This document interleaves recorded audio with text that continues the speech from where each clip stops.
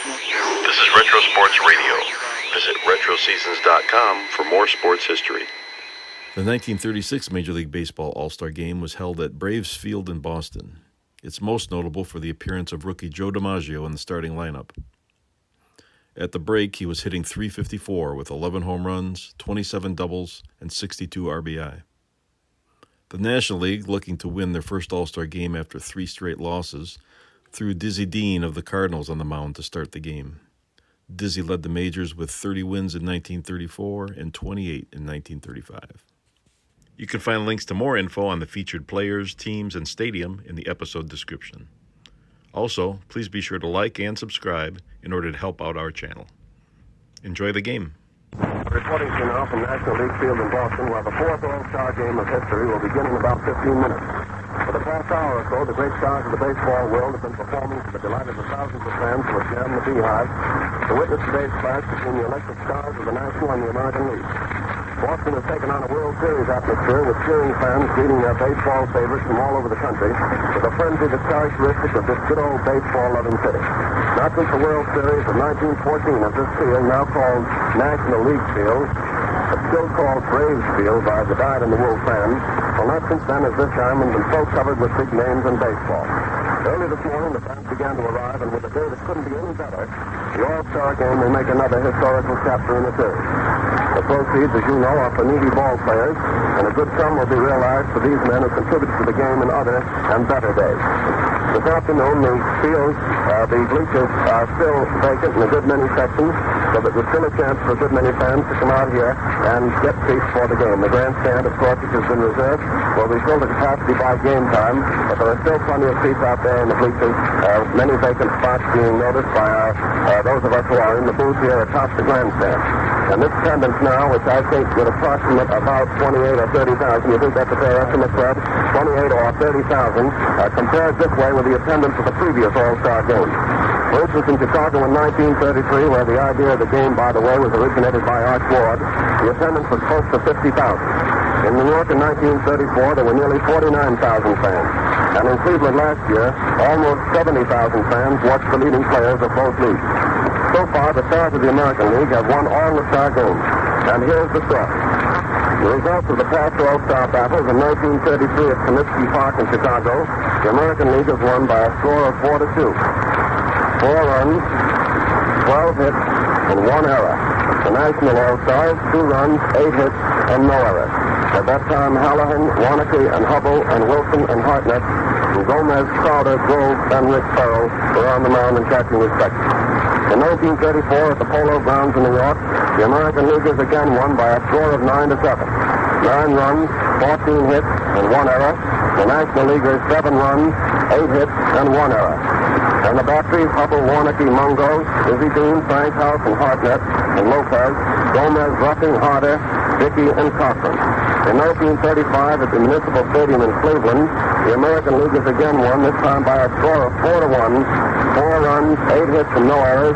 The National Leaguers 1 run, 4 hits, and 1 error. Walker, Schumacher, Derringer, Dizzy Dean, and Wilson, and Hartnett, Gomez, Harder, and Hensley were the batters. And now, plenty of the fans are out here today hoping for a National League win.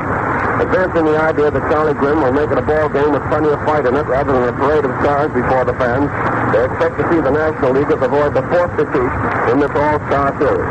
Joe McCarty, the American League manager, substituting for Mickey Cochran, is said to be inclined to the feeling that the game should be considered an exhibition game and that plenty of substitutions should be made in order to give the fans a chance to be their favorite. More than 2 million fans have made the selections of the players, and each manager has added to the results of the polls his own selections of additional players. And here is the squad as it is out here at National League Field today for the American League. In the outfield, Joe DiMaggio, New York. Earl April, Cleveland. Bruce Dawson of Detroit. George Selkirk, New York. Ray Radcliffe of Chicago. Ben Chapman of Washington. Infielders, Charlie Gehringer of Detroit. Luke Appling, Chicago. Frank Cassetti of New York. Lou Gehrig of New York. Jimmy Fox of Boston Red Sox. And Frankie Higgins of Philadelphia. Pitchers, Lefty Grove of Boston, Vernon Kennedy of Chicago, Mel Harder of Cleveland, Vernon Gomez of New York, Monty Pearson of New York, and Schoolboy Rowe of Detroit. Catchers, Rick Farrell of the Red Sox, Bill Dickey of the Yankees, and Riley Hemsley of St. Louis. Manager, as I've told you, will be Joe McCarty, who's substituting for Mickey Cochran. And Joe Cannon, the Red Sox manager, will be a coach along with Arthur Fletcher of New York, with a trainer for the American League squad, Doc Singer of New York. Now here's the National League squad as it will fit in the dugout. Outfielders Joe Medrick, St. Louis, Mel Orton, New York, Wally Berger of Boston, Augie Gallant of Chicago, Frank Summery of Chicago, Joe Moore of New York. The infielders will be Bill Herman of Chicago, Aki Vaughn, Pittsburgh, Jimmy Collins, St. Louis, Leo DeRocha of St. Louis, Lou Riggs of Cincinnati, Gus Stewart of Pittsburgh, Hugh Martin of St. Louis, and Arthur Whitney of Connie Mack's team. The pitchers will be Dizzy Dean of St. Louis, Kyle Hubble, New York, Kirk Davis of Chicago, Van Mungo of Brooklyn, Lon Warneke of Chicago. And the catchers will be Gabby Hotten of Chicago and Ernie Lombardi of Cincinnati. Charlie Grimm will manage the National League squad, and the coaches will be Bill McKechnie of the Boston Bees and Jimmy Wilson of Philadelphia. Trainer is Andy Lockshore of Chicago, and the umpires for today's game will be Bill Stewart, John R. Reardon, William Summers, and Louis Cole. And Fred Hoy, when he gives you the play-by-play description, will give you the starting lineup as it is announced for the beginning of the game this afternoon. There goes the cheer from the crowd and the applause as that comedy man of baseball, Al Shack, comes out to a square ring, which has been fighting ring, which has been just put up just on the third baseline. And now with his characteristic long-tailed coat and with his underdrawers, and that's what he's wearing today, showing with his socks rolled down, has gone into his old gag with a few of his trainers and his seconds down there, and that's pantomime dice game. And as he rolls the dice and calls for the luck of the corner, which he gets, he loses, and of course goes through the characteristic motions of a man who has lost what he wants to win. And now he has taken his long-tailed coat off, and he has a pair of purple tights and a jersey that is half white and half black. He's made up to resemble a colored boxer, and I don't know whether he's going through a pantomime or whether he's going to have an opponent. I guess it's going to be a little shadow boxing. He steps out to receive the applause of the crowd. His seconds take him over to the corner, one corner and then the other, so that Al Shack is going to play both corners. And now there is the referee as he raises his hand, and Al Shack salams to him, and I think that this will be a shadow boxing exhibition on the part of Al Shack. While Al is going through that pantomime down there, let me give you the batting averages of the outfielders in the American League squad. DiMaggio of New York, 358. Averill of Cleveland, 348. Selkirk of New York, 318. Radcliffe of Chicago, 375. Chapman of Washington, 285. And Gosselin of Detroit, 321. And boy, those sure are star batting averages. The catchers are Dickey of New York, 362. Hemsley of St. Louis, 298. And Rick Farrell of Boston, 280. All of this cheering and laughter which you hear from the background from the fans here for Al Shack, who has just knocked himself down as he is doing his shadow boxing. There's the count on the part of the referee. He gets up at the count of 4, and as he gets up, he gets his own glove in the way, knocks himself out again, and the water boy and all of his seconds rush in to see if they can revive Mr. Shack. Again to the batting averages of the American Leaguers and the infielders. Gehringer of Detroit, 356. Appling of Chicago, 370. Gehrig of New York, 399. Jimmy Fox of Boston, 331. Higgins of Philadelphia, 285. And Cressetti of New York, 319. That laughter from the fans came as Al Shack went to his corner and supposedly knocked out. And instead of him being revived, he started to revive his trainer, who assumed his place on the stool in the corner. Shack is now dizzying himself around down there as he is made up in blackface, as I have told you. Half of his face is black and the other half has not had any makeup on it. And he is going through now a slow motion gag of his, which has always been particularly popular with the fans. The referee is also going through the slow motion, and with a slow motion smack to his chin, he is going through all of the different punches that you see when you see a prize fight. He's right down in slow motion, and I think you get a little applause for this gesture as he knocks himself out in slow motion and idly relaxes and responds. There's a big butt of water right in his face, which takes his makeup off, and the fans are being treated to a lot of fun here before the ball game starts this afternoon. See if we can pick up the applause from out there for Al Shack. Thank you very much, Don. The seconds are taking down the ring from the third baseline, and Jack now is posing for the various photographers after he has given his comedy sketch to the fans who are here at the National League field. There are still plenty of seats in the bleachers I'd like to observe, so that those who live around the territory where the game is being played, if they get out here, I think we'll have a chance to get some seats this afternoon. Don't you think so, Fred? It'll be a great game to come out and watch, and it's a wonderful day for a ball game. Let me give you now the records of the pitchers in the American League All-Star squad. Lefty Grove of Boston won 10 and lost 3. Gomez of New York won 7 and lost 3. Monty Pearson of New York won 11 and lost 3. Schoolboy Rowe of Detroit won 7 and lost 4. Kennedy of Chicago won 9 and lost 4. Nell Harder of Cleveland won 10 and lost 6. There's the averages for the American League squad. Now let's look over at the National League statistics. The outfielders, we have Medwick of St. Louis, 329. Art of New York, 321. Berger of Boston, 268. Demery of Chicago, 328. Moore of New York, 307. And Augie Gallant of Chicago, 284. There are two catchers on the National League squad, Hartnett of Chicago and Lombardi of Cincinnati. Hartnett with 308 average, and Lombardi with 314. And the infield averages of the members of the squad: Thurman of Chicago, 316. Vaughn of Pittsburgh, 292. Stewart of Pittsburgh, 349. Collins of St. Louis, 329. Huey Martin of St. Louis, 349. Mickey Whitney of Philadelphia, 277. Leo DeRosa of St. Louis, 301. And Riggs of Cincinnati, 251. And here is the average of the pitchers of the National League squad. Dizzy Dean of St. Louis, 114 and lost 4. That's against Lefty Groves, winning of 10 and losing of 3 games. Hubble of New York, 10 and 5. Mungo of Brooklyn, 8, won 8 and lost 10. Warnke of Chicago, won 8 and lost 4.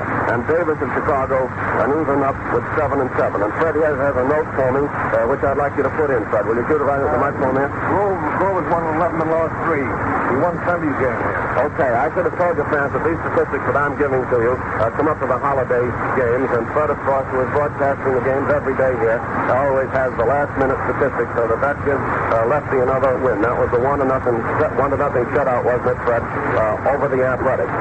And now the umpires of the day, Bill Stewart and Johnny Redden and Bill Summers and Louis Coles are down around home plate, and I think just in a few minutes they'll be discussing the ground rules with the Board of Strategy for the American Leaguers as well as of the National League squad. Yes, I think there's Joe Cronin down there of the Red Sox, and Arthur Fletcher of New York, and Joe McCarthy, the American League Board of Strategy, and conferring with them Charlie Grimm and the others who are managing along with him, Bill McKechnie of the Bees and Jimmy Wilson of Philadelphia.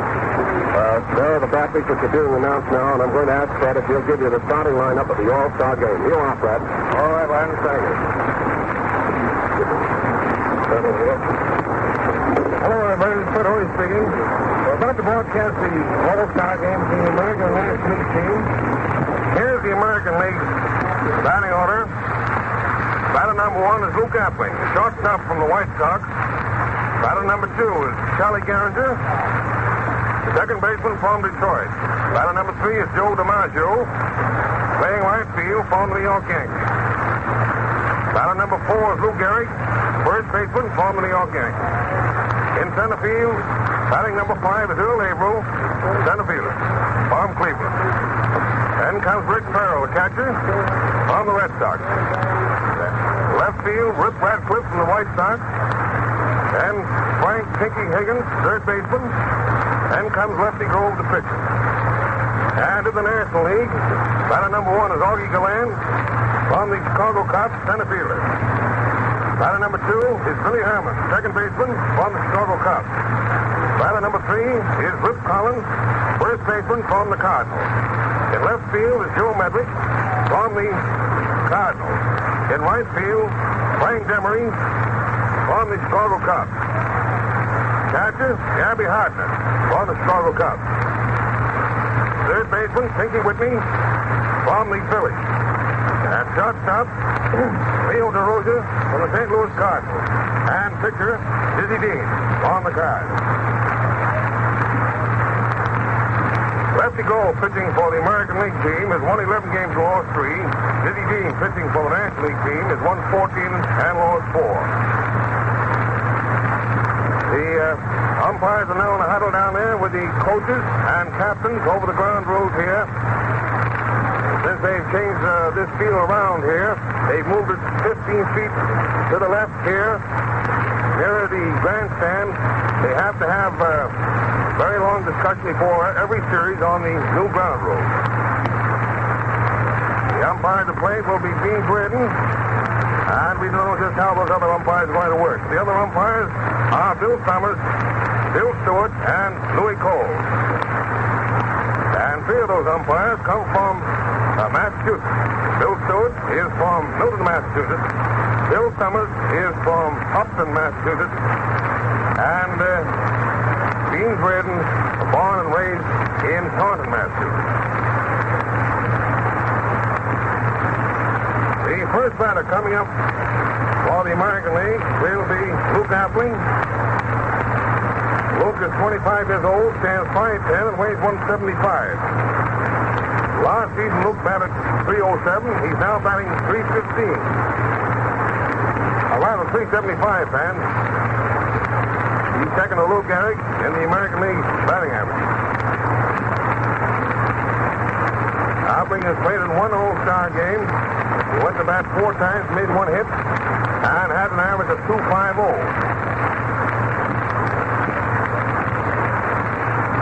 We have another chance to see the sensational player Joe DiMaggio here on the Yankees. And recently, Joe Cohen, manager of the Red Sox, paid him a wonderful tribute. He said, Joe says, if I had a boy whom I wanted to teach the proper way to bat, I'd make him study DiMaggio at the plate. When I first broke into the major league, several good batters gave me some very definite instructions. I can remember all the things they told me to do right now. And when I see DiMaggio up at bat, I can't help recall those instructions because he does everything just according to Hoyle. DiMaggio stands with his bat steady and ready. Takes only a short step, hits with a level swing. He delays his swing until he sees what type of pitch is coming. It's inside pitches. He punches outside pitches to right field. He seems to be a batter without a weakness. He seldom strikes out. When you get him out, you consider yourself lucky. That's a wonderful tribute to that sensational boy, Joe DiMaggio from San Francisco, by his fellow townsman, Joe Cohen, manager of the Boston Red Sox. The umpires are still discussing the ground rules down there. There's Charlie Grimm, Joe McCartney, Bill McKechnie, Joe Cronin, Leo DeRosa, everybody but Al Jack.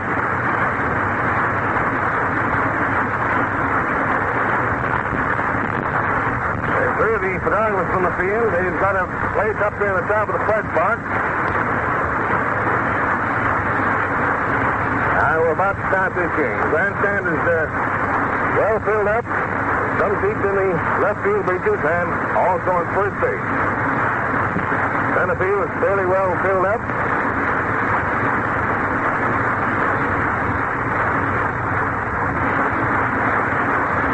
We're ready to go. Just a minute. Here's Linus. Thank you very much, Bud. Well, we seem to be getting into a little difficulty before we start our game down here.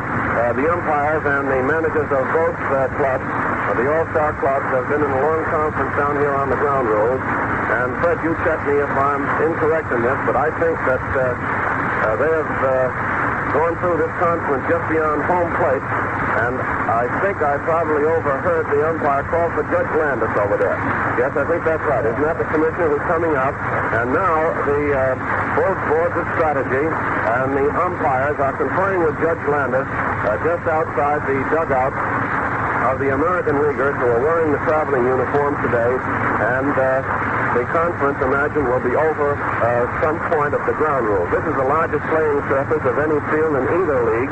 And, of course, no ground rules are in effect because the crowd, there's still plenty of room for the crowd here. And, of course, before the game began, Bob Quinn was worked tirelessly in putting this game over, and Boston has given out the information that only the capacity of 42,000 would be allowed. but there's still a chance for a few thousand to get into the game.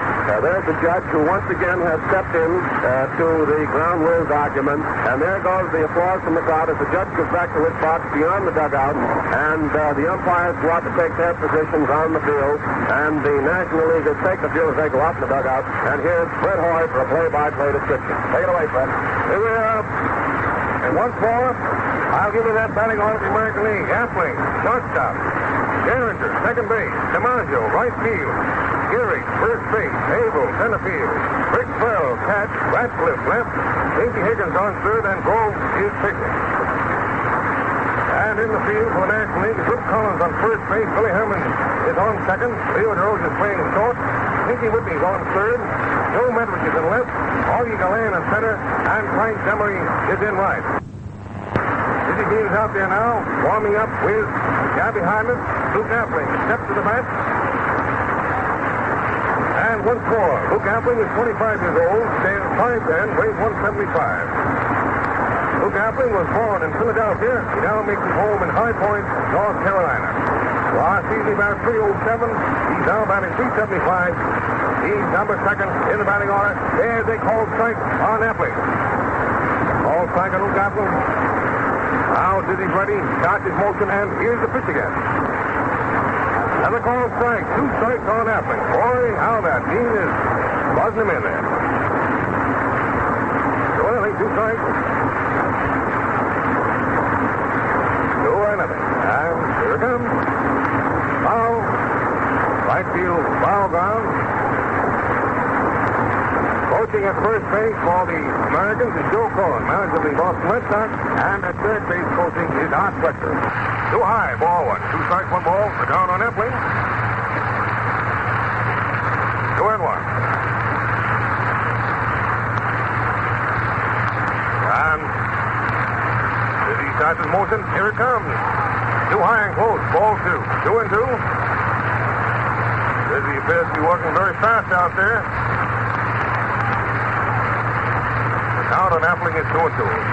Next batter is Gehringer. Following Gehringer is Joe DiMaggio. 2-2. And here it comes. As a foul. First base reaches. Still 2-2.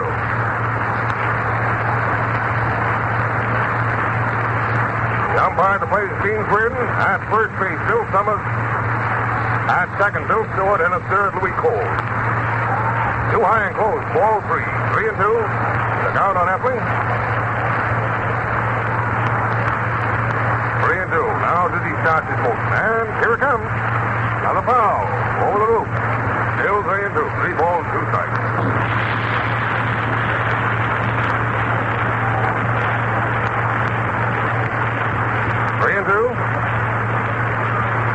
Now, Dizzy's on the rubber. Starts his windup. Here it comes. Too high and he walks. Luke Appling gets the base on ball.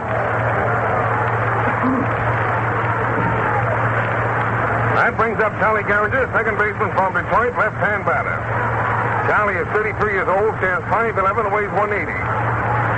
Charlie was born in Fowlerville, Michigan, now lives in Detroit, Michigan. Last season, he batted .330. He's now batting .366. He's number 3 in the American League in batting, being led by Lou Gehrig and Luke Appling.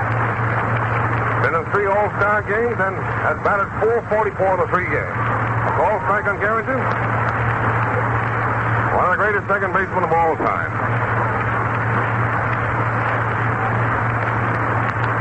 Riding across with Larry Lesley, Eddie Collins, and Johnny Evers.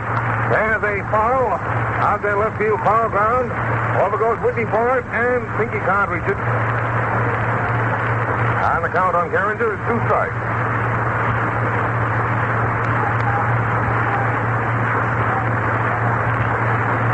Doing nothing. Another great second baseman I failed to mention just a moment ago is Frankie Frisch, Cardinal manager with a great second base. Doing nothing. 2 strikes on Gehringer, Appling on first, and nobody out. And a foul in the press box. Nobody hurt. This press box certainly is jammed. We have writers from all over the country. This Traveling right though there. Bill Cunningham, Damon Runyon. 2-0. There's a pop fly. Down to DeRozier at short. Field takes it. Geringer pops out to DeRozier at short. One man gone. And here comes that sensational Joe DiMaggio from San Francisco. Joe is 21 years old, stands 6 feet tall, weighs 185. He was born in Martinez, California, now lives in San Francisco. Batting .358 for the Yankees. Last year in San Francisco, he batted .399. And there's a grounder down to Whitney. Fourth play at second, and a double play at first. Joe DiMaggio hits into a double play. DiMaggio grounds to Whitney at third. Whitney throws to Billy Herman on second, forcing Appling. Then Herman gets that ball over to Collins at first base and doubles up DiMaggio. That double play went around the horn, third to second to first.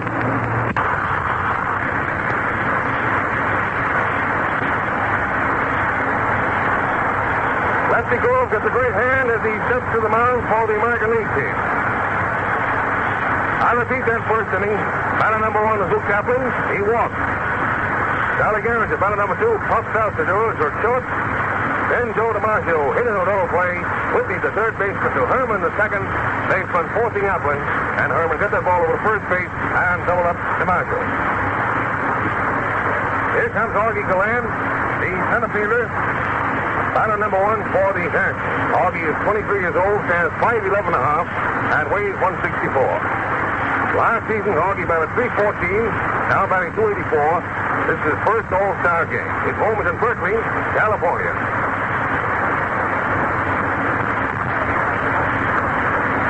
A little bit confusing here, fans. The players are using their regular numbers that they use for their home teams. We have 4 number 4s on the American League team. Too high, ball 1.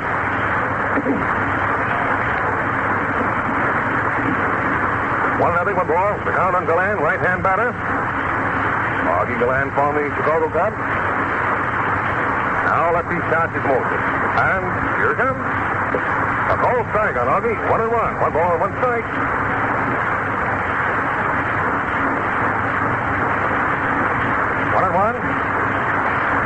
Bill McKechnie, the Bees manager, is coaching at third base for the Nationals, and Pie Trainer, Pittsburgh manager, is coaching at first. Right 2, Augie swings. 2 strikes, 1 ball, 2-1 on Galland. So in the last half of the first inning, it's been no score. 2-1. And here it comes. And he's called on a strike. Augie Galland, he's called on a strike. That brings up Billy Herman, the second baseman right-hand batter for the Chicago Cubs. Billy is 26 years old, stands 5'11", weighs 185. Last season, Billy batted .341, fifth in the National League of batting. He's now batting .316. His home is in New Albany, Indiana. There's a fly to right field to DiMaggio. Joe takes it. Herman flies out to DiMaggio in right field. Brings up Rip Collins, the first baseman. Rip is a switch batter. He's up there right-handed now against Southpaw Grove. Rip is 30 years old, stands 5'9 and a half, weighs 165. Last season, Rip batted .313. He's now batting .329. Collins was born in Alton, Pennsylvania. He now lives in Rochester, New York. 1 ball. Here's the count on Rip. Now lefty starts his windup. Here comes. High and wide. Ball 2. 2-0. 2 men gone. Well, the last half of first. There's been no score in this game. 2-0. 2-0. Foul. Over the roof. Strike. 2-1. 2 balls, 1 strike.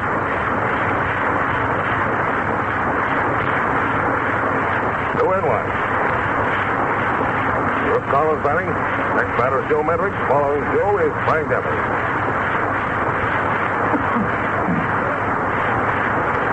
Two and one. 2-0. Ball 3. 3-1.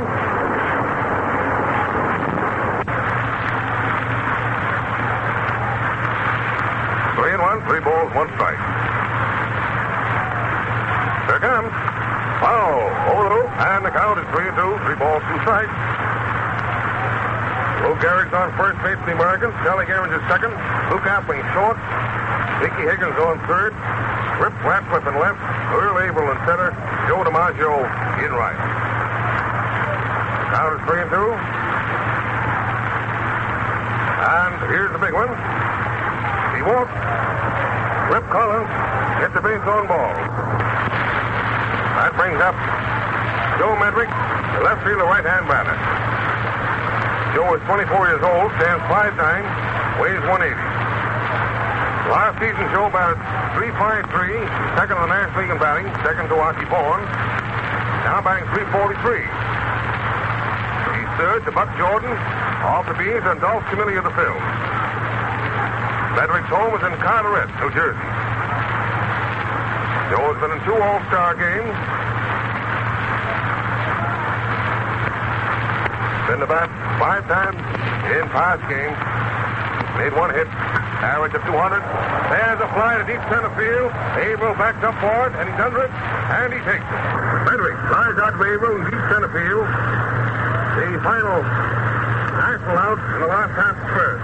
These teams have played the first inning. There's been no score. Pitching for the Americans is Lefty Grove, and for the Nationals, Dizzy D.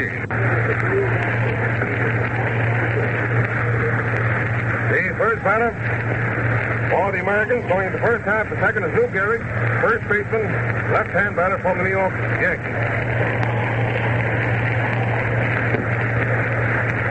Lou is 33 years old, stands 6 feet 1, weighs 205. Last season, Lou batted .329. He's now batting .389 to lead the American League in batting. Lou has been in 3 All-Star games and has failed to make a hit. His home is in New Rochelle, New York. Outside, ball 1. 1-0, 1 ball. Too high, ball 2. 2-0, 2 balls, no strikes. Now Dizzy, ready to pitch. Steps off the mound. 2-0. Too high, ball 3. 3-0 on Gehrig. Following Gehrig is Earl Averill. Then comes Rick Farrell.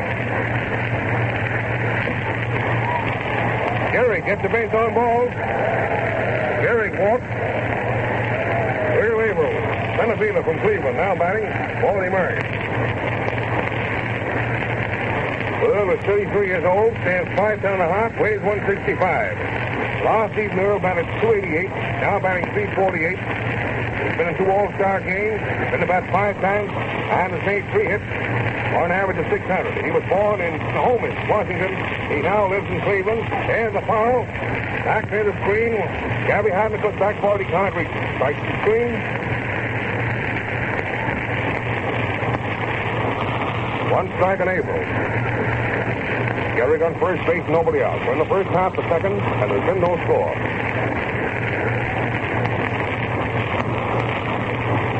Now, Dizzy's ready. Too low, ball 1, 1-1. 1 ball, 1 strike.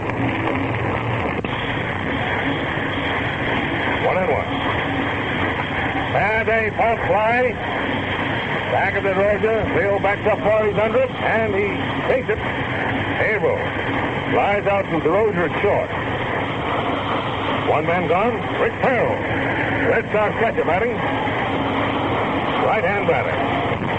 Rick is 29 years old, stands 5'11", weighs 170. Last season, Rick batted .301, now batting .297. Then the 1 All-Star game, been about 3 times and failed to make a hit. Born in Durham County, North Carolina, now lives in Guilford, North Carolina. Call strike on Rick. Carried on first base, 1 man gone.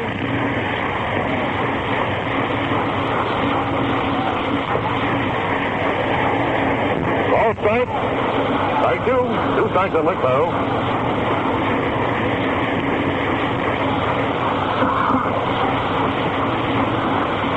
2-0. Too high. Ball one. 2 strikes, 1 ball.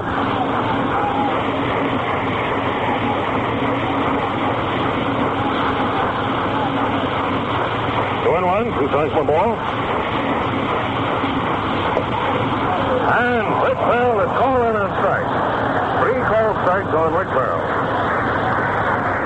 That brings up Ray Ratcliffe, a left fielder from the Chicago White Sox, left-hand batter. Whip is 29 years old, stands 5'10", weighs 175. Last season, Whip batted 286. He's now batting 375. This is his first All-Star game. He was born in Kiowa, Oklahoma. He now lives in Pittsburgh, Oklahoma. And there's a foul ball. 1 strike.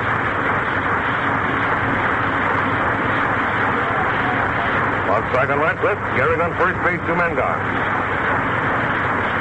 Now, Dizzy Dean is ready. 1 strike on Whip. He goes over the third, and they get Mr. Gehrig napping off that bag. Dizzy Dean whips that ball over to Rip Collins, and they catch Gehrig napping off first base. Dizzy Dean to Collins, they get Gehrig off first. They finally mark it out in the first half of the second. Well, we're going to the last half of the second inning. There's been no score in this All-Star game. Pitching for the Americans is Lefty Gold, and for the Nationals, Dizzy Dean.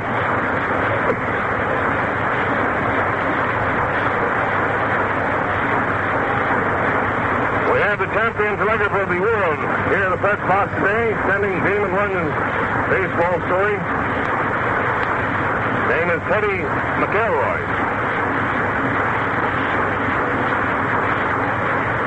Good to have all the champion writers here.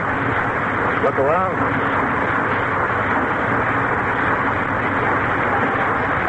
Well, here we go. We're out top of the second. The first batter is Frank Demery.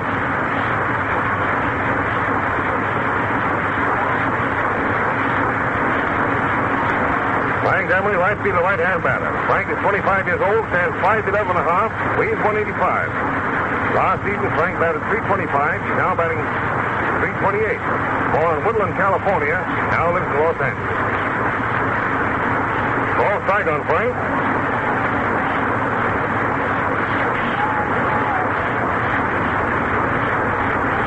One strike.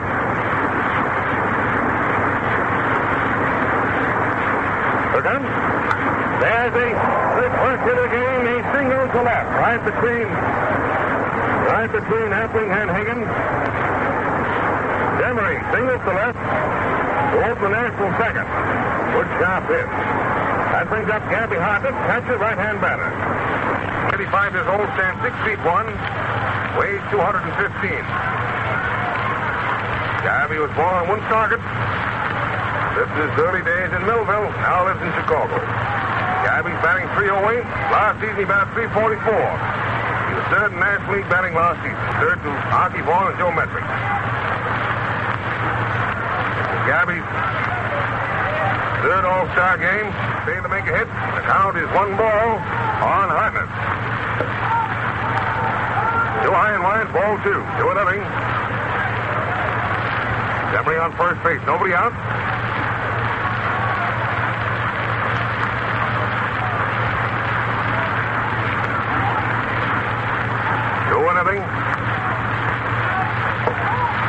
Too high, ball 3. 3-0. Next batter is Pinky Whitney, followed by Leo DeRosa. 3 balls, no strikes, the count on Hartnett. Ball strike, 3-1. 3 balls, 1 strike.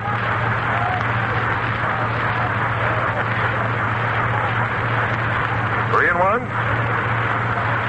Now Grove is ready. There's a line drive to right, and it goes through DiMaggio. It goes the fence. Here comes Demery scoring. Here goes Gabby to third base, and he's in there. Let's see. That's a three-bagger for Gabby Harder. A terrific drive out there to Joe DiMaggio. Joe came carrying in far, and the ball got slammed and went to the fence. 404 feet for a triple, and the first run of the game. Emery scoring from first base on the triple. Score is now National 1, American nothing. Out of the sweet drive. Joe out there didn't play that ball any too safe. Now we have Pinky Whitney, third baseman, right-hand batter up. There's a fly to deep center. Averill backs up for it. Near the fence, he takes it. And here comes Gabby scoring after catch. Whitney flies out to Averill, deep center field. And after catch, Hartnett scores from third base with the second run for the Nationals. That brings up Leo DeRozier. Shortstop, right-hand batter. Leo, 30 years old, stands 5'10", weighs 160. Foul. Strike. Last season, Leo batted 265. He's now batting 301. Leo was born in West Springfield, Massachusetts. He now makes his home in Cincinnati.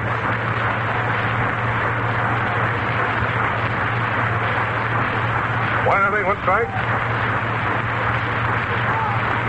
Too low. Ball one, 1-1.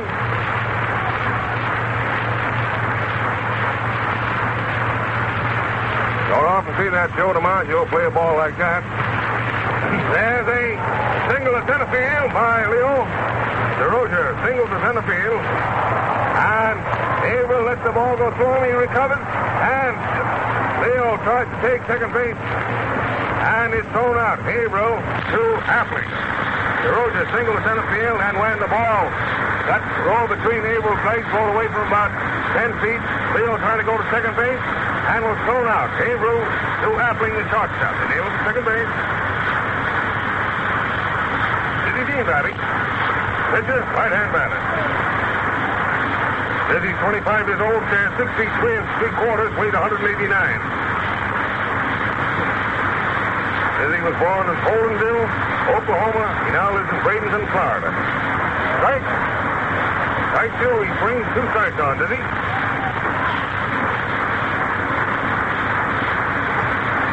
Nothing, 2 strikes. 2-0. And Dean strikes out. I'm going to repeat that inning again. Demery, batter number 1, single to left. Gabby Hartnett, triple by DiMaggio. Out there in right field, scoring Demery from first base. Then Pinky Whitney, right out to Averill, deep center field, and after catch, Hartnett scored from third base. Then DeRozier, single to center field, and when Averill let the ball go through his legs and roll away about 10 feet, Leo tried to go to second base and was thrown out. Averill to Appling, the shortstop. And Dizzy Dean struck out. Well, I'll turn you over to Linus Travers. Now, here you are, Linus. Thank you very much, Fred. That was certainly a swell inning to watch, fans, when Demery single with the first hit of the game. And that was a line drive to right by Gabby Hartnett. It was a terrific drive which went through DiMaggio, as Fred told you, and it was scored as a triple for Hartnett. And then on that long fly, Earl Averill had to go out to the 407-foot marker out in center field in order to get the long fly which followed for the scoring of Gabby Hartnett from third base. And here's Fred Hoey now to give you the play-by-play. Here's Radcliffe up. We're going to the first half of the third with his score, National 2, American nothing. And there's a foul. Strike 1-1. Radcliffe was at bat in the second inning when Lou Gehrig was caught napping off first base. 1-1. Foul to the screen. Strike 2. 2 strikes, 1 ball.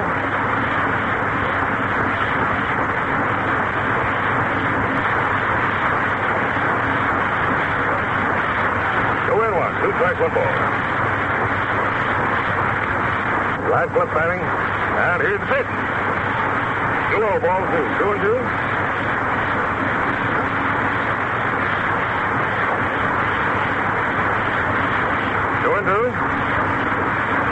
There's a gone right back to Dean, and Dizzy throws him out of first base.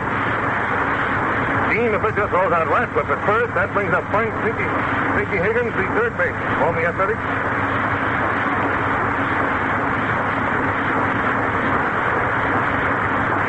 Higgins up. Stinky's 27 years old, stands 6 feet tall, weighs 180. Last season, Stinky batted .296. He's now batting .285. He was born in Red Oak, Texas. He now lives in Dallas, Texas. Ball strike, 1-1 on Higgins. 1-1. Strike two, he swings. 2 strikes, 1 ball.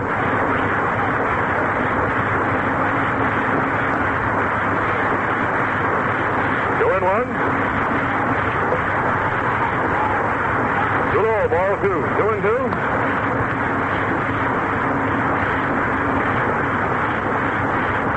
2-2 on Stinky Higgins.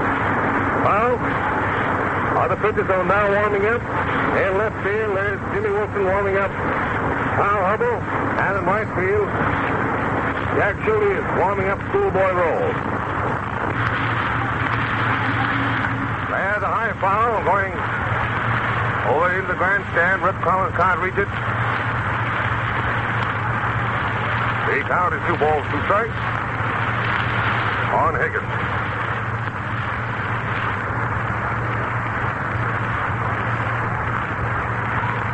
Two and two. 1 man gone. When the first half is third. Here it comes. And Higgins strikes out. Foul tip caught by Gabby Hartnett. Higgins strikes out. That brings up Lefty Gold, the pitcher.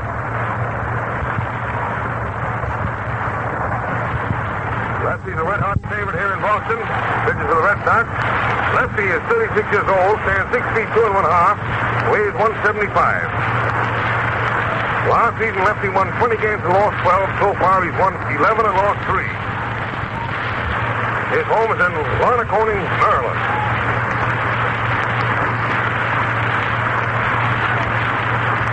One strike on Lefty.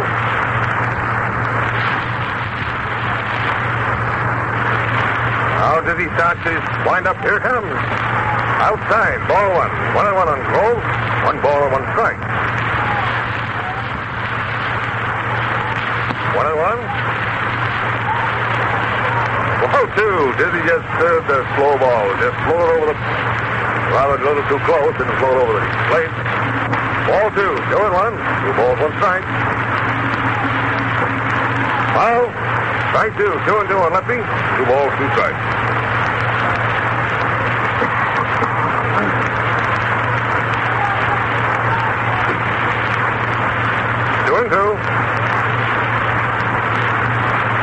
Now did he start the motion again? And here it comes. Strikes him out. Lefty goes. Strikes out. The score at the end of the first half, the third inning is Nationals 2, Americans nothing. Pitching for the Nationals, Dizzy Dean, for the Americans, Lefty Grove. Dizzy Dean has fanned 3 men in 3 innings. The first batter for the Nationals going to the last half of the third is Augie Galland, the leadoff man. This broadcast is coming to you through WGN Tribune Square, Chicago. Nationals scored 2 into the second when Hartnett tripled after Demery had singled. Scored Demery, and Whitney's long fly to deep center field gave Hartnett the chance to score after catch. Run number 2.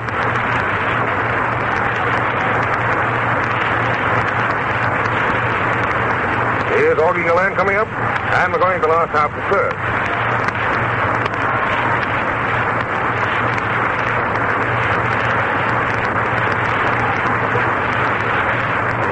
Well, Lefty starts his windup. Here it comes. Too high, ball 1.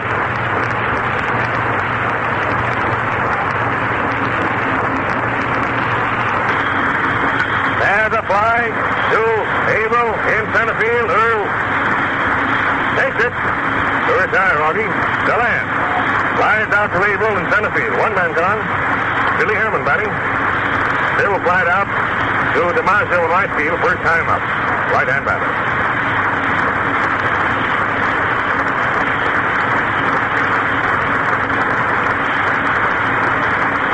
Here's the pitch coming. Foul over the roof. One strike on Herman. 1-0 with strike. One man gone, the last of third. For Nationals 2, Americans nothing.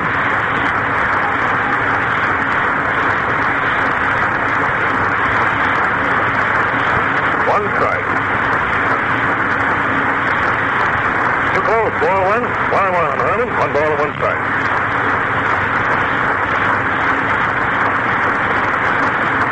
One and one. And here comes. Too high. Ball 2.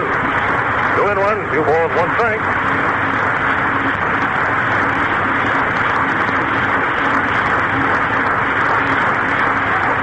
Two balls, 1 strike. Too high, ball 3. 3 and 1. 3 balls, 1 strike.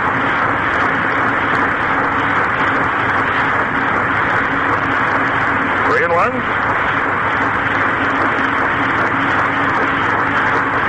And Billy walks. Billy Herman gets the base on ball. That brings up Rip Collins. Rip walks the third time up. Ackles have a man on first base. 1 out. Following Rip Collins is Joe Medwick. Then comes Frank Demery.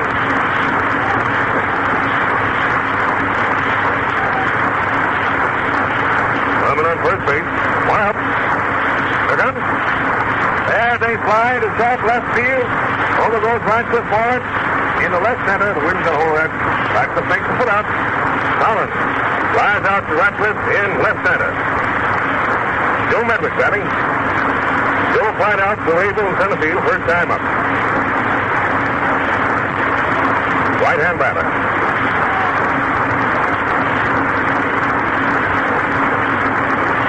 Foul screen. Right. On striker. Medwick. Coming on first base, 2 up.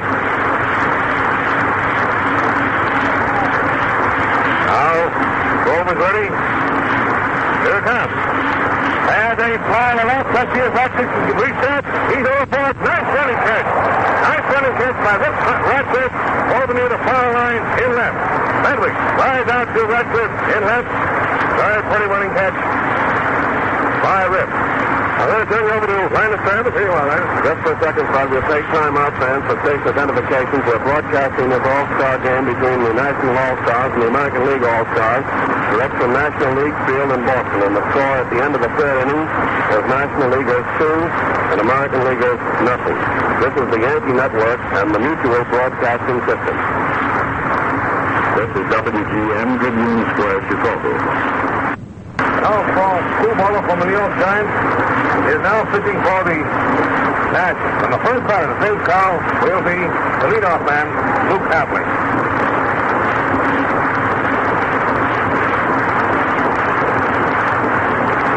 Appling walked the first time up. But during the first half, the fourth inning was score Nationals 2, Americans nothing.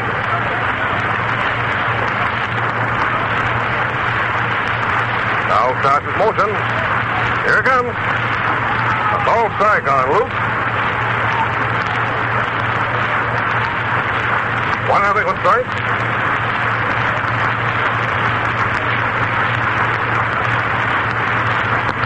There's a foul out there in right field, foul ground. Over goes Demery for it. He makes a nice running catch of that. I didn't think of trying to reach that ball. Nice running catch, that foul ball by Frank Demery, the right fielder.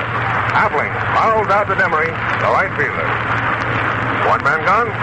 Charlie Gehringer batting. Charlie pops out to DeRozier short, first time up.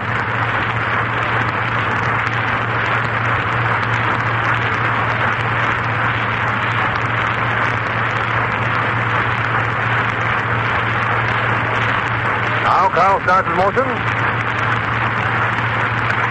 There's a clean hit to right field by Gehringer.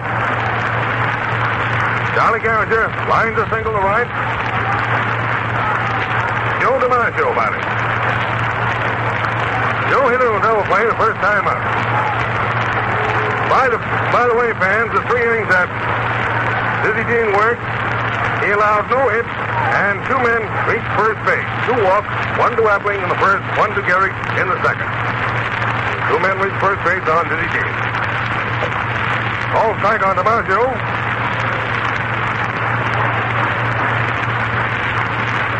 1-0, 1 strike. Gehrig on first base and 1 out. Foul. Strike 2, 2 strikes on Joe.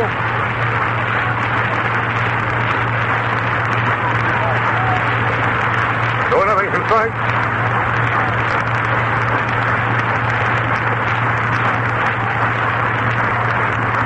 Doing nothing.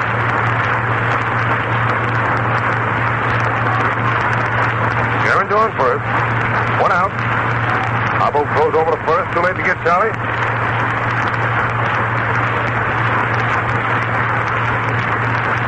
Doing nothing, 2 strikes. As a foul ball in the left field foul ground.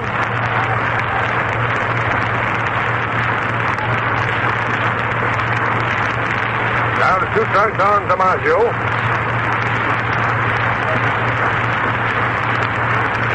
Now, Hubble is ready.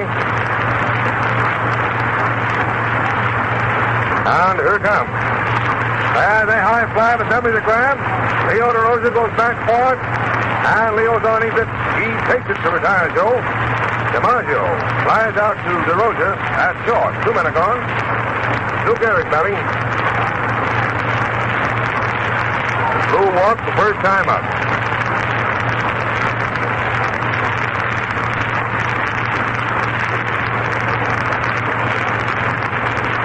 Americans have a man on first base. 2 outs. Batters Lou Gehrig.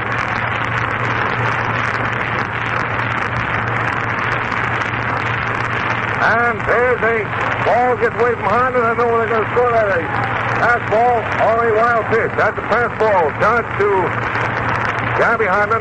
Gehringer goes to second. Only pass ball. Ball got away from Gabby Harden. Rolled about 10 feet away from the plate. Gehringer going to second. On the pass ball. 1 ball to count on Gehrig. There's a grounder. Nice shot by Collins. Hubble covered first. He takes the throw, and the runner is retired. Gehrig sends the grounder down to the right to Rip Collins. The first base of Rip made a nice stop of that ball. He knocked it down, picked it up, threw to Hubble, who covers first base, and Gehrig was retired. So at the end of the first half, the 4th inning is Nationals 2, Americans nothing. Looking for the Nationals now with Carl Hubble, and for the Americans, in comes Schoolboy Roll from Detroit. Schoolboy Roll now in the pitch for the Americans.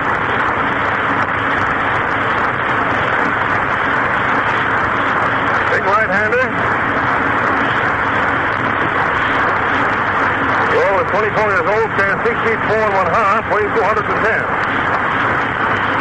Last season, Schoolboy won 19 games and lost 13, and so far he's won 7 and lost 4. The first batter to face Roll is Frank Emery, who started that National rally in the second with a single to left. Frank Emery from the Chicago Cubs, right-hand batter. Well, here we go, last half of the 4th inning. The Nationals scored 2 in the second. Emery single, Hodgson triple, and Whitney's up to fly to Avel for the 2 runs. Here's the pitch coming to Frank. And a foul ball over the American dugout. This foul goes down. Gehrig comes up. Gehrig makes the foot out. They nearly collided that time. Right in front of the American dugout. Emery fouls out to Gehrig, the first base. 1 man gone. Gabby Hartman batting. Gabby drove that hard triple to right. First time up and drove in the first run and lead the score himself. Run number 2.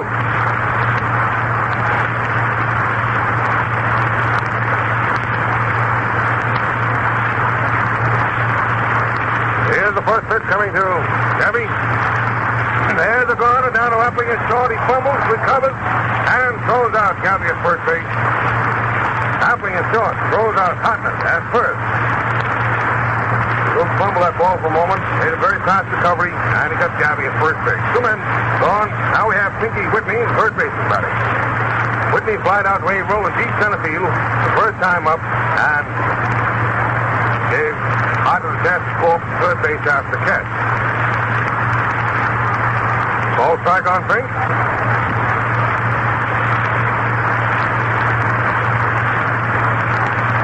1-0 strike.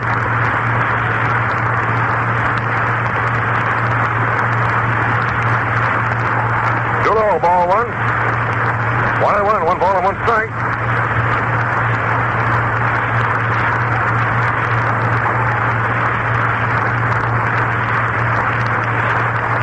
One and one.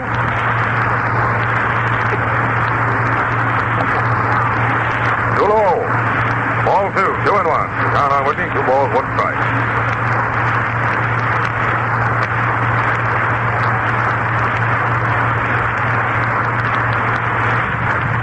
One.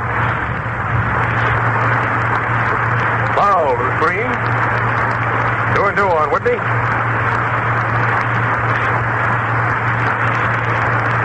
Two balls, 2 strikes. 2 men gone. We're in the last half of the 4th inning. Score is Nationals 2, Americans nothing.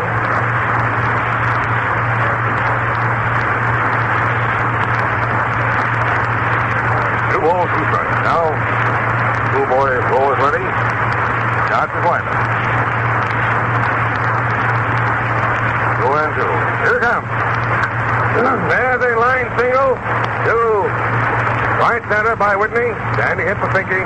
Whitney lines the single to right center. Brings up Leo DiMaggio. Leo single center field. First time up. Right-hand batter.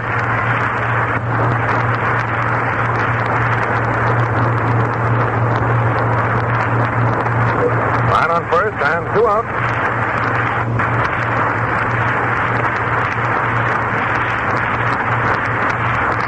Too high, ball 1.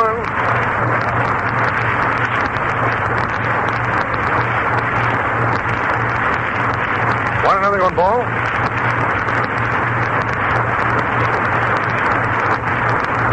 One and nothing. Strike, he swings, 1-1 on Leo. 1 ball and 1 strike.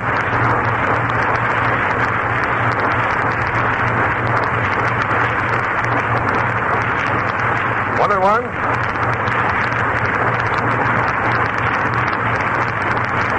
One ball and 1 strike. All strike on DiMaggio. 2 strikes, 1 ball, 2-1.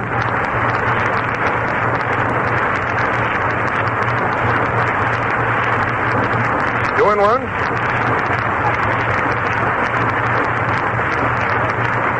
Nationals have Whitney on first base. And 2 out. 2 high and close. Ball 2. 2-2 on Leo.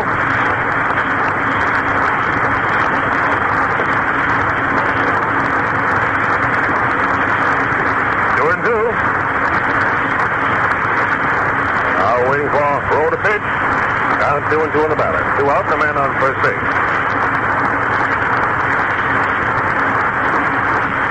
Here comes. He strikes him out. DiMaggio strikes out. Final national out in the last half of the 4th. He scored at the end of the 4th inning as Nationals 2, Americans nothing. Pitching for the Nationals, Al Hubble, and for the Americans now, Schoolboy Rowe. Playing the first half of the 5th inning, the first batter for the Americans is Earl Averill, the center fielder, who flied out to short first time up. Nationals score 2 runs in the second. Demery single, on the triple to right. Joe DiMaggio playing that ball rather poorly out there.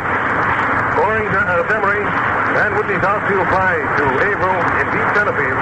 Gave Gabby shot, scored good after catch.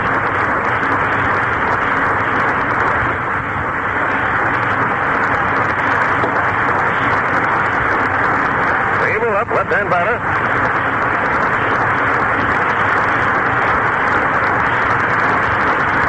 Ready? We're going to third half the 5th. Ball strike on who?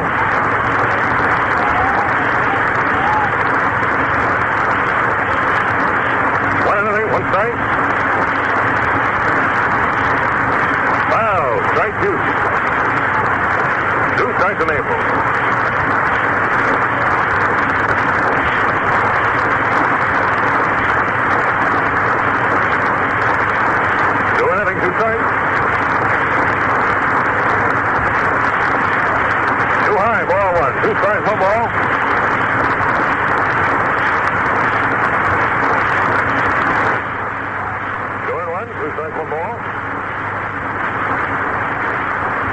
a pop fly.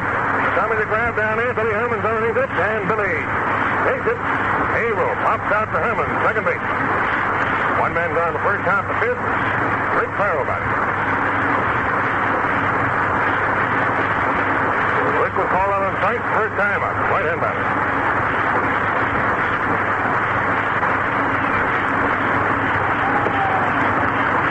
Here's the pitch to Rick. Too high and wide. Ball one.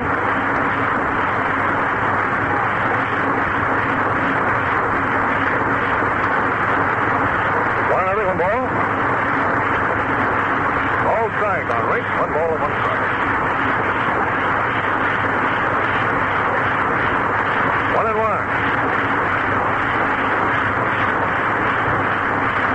Foul, strike two. Two strikes, one ball. 2-1. In the first half, fifth inning, one man gone. Or Nationals 2, Americans nothing. Now, foul starts motion. Here comes. And he strikes him out. Rick Farrell strikes out for the second time. Rip Radcliffe batting. Rip grounded out first time up. Left-hand batter.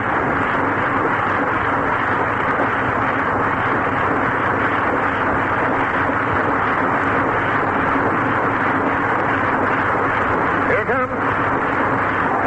One strike. He swings, misses, and he misses his bat, too. Bat went out of his hands, was down there to first base. One strike on Radcliffe.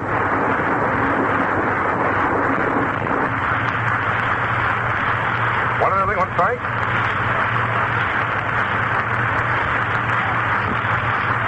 Too low. Ball one, 1-1, one ball and one strike.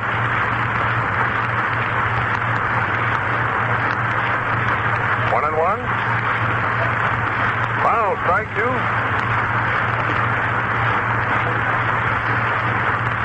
Two strikes, one ball, 2-1.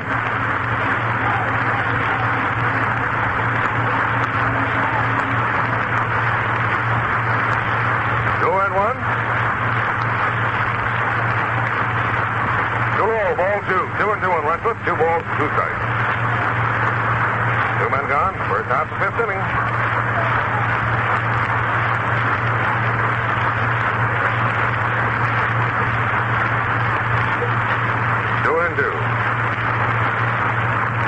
Here's the pitch. There's a hit into left center by Radcliffe. Radcliffe drops the hit into short left center. Brings up Pinky Higgins. Pinky's fan the first time up. Man on first base, 2 outs. That's hit number 2 for the Americans in this ball game. The other hit was made by Sally Geringer. A single of the 4th.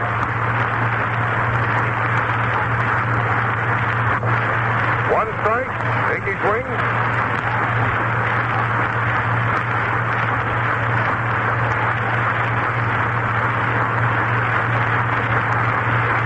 One strike. And a foul outside of third. Strike 2.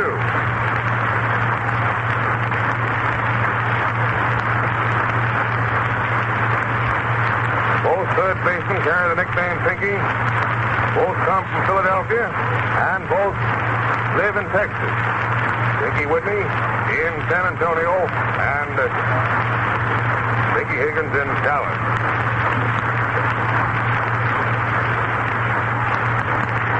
Foul to the backstop. Still 2 strikes on Higgins.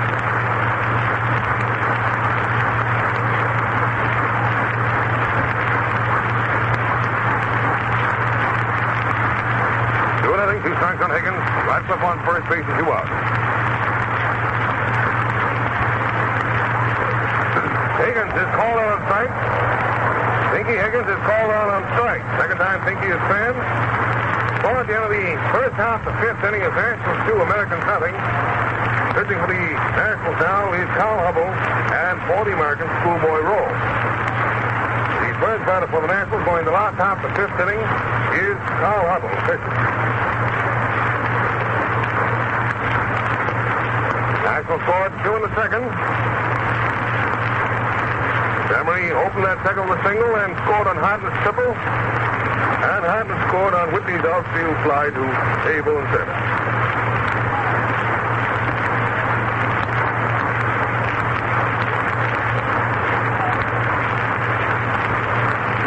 Here's Carl Hubble coming up.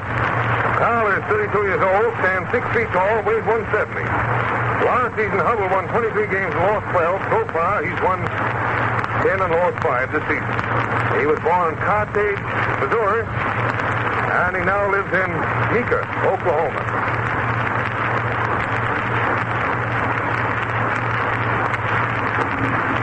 Well, here we go. The last half of this.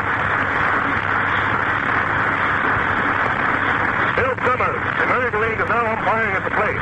Bill Stewart is umpiring at first. At second, Louis Cole, and at third, Dean Grid from the National League. There's a puff fly down to Gehringer's second base. Charlie takes it. Hubble pops out to Gehringer, the second base. One man down. Augie Gallant coming up. Augie called on strike the first time up. The second time up, he flied out to center field.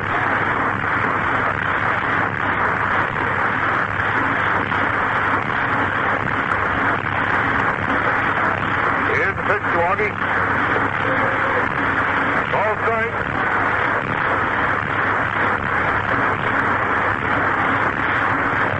One another one fight.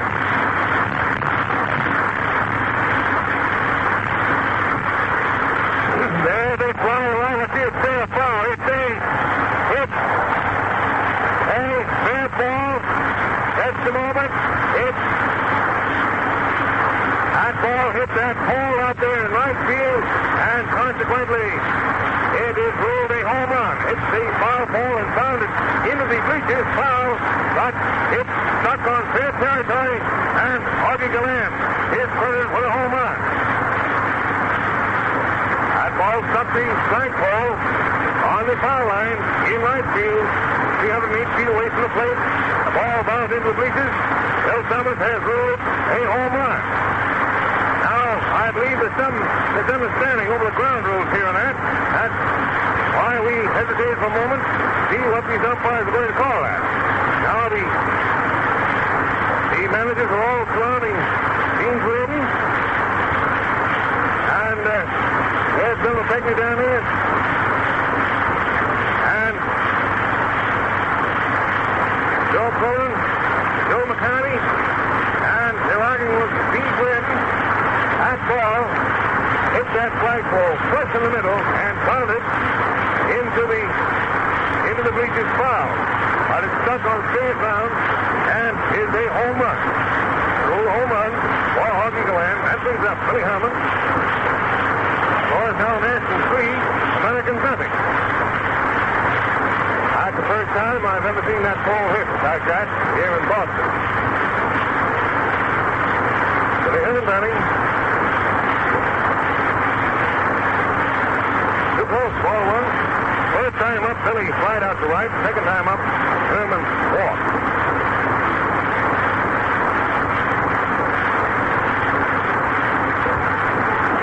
Too high, ball two. 2-0 on Herman.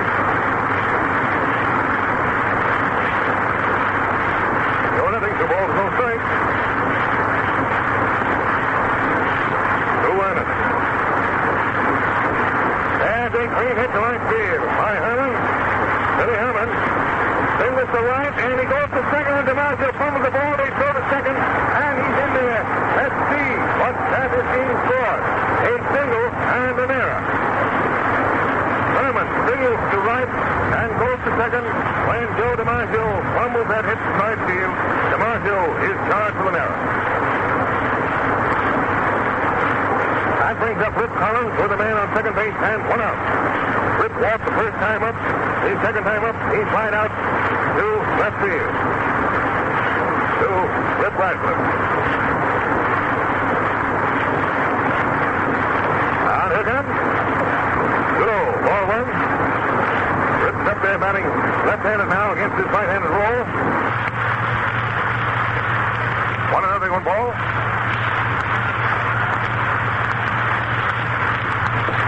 Here comes outside and low. Ball 2. 2-0 on Rip Collins.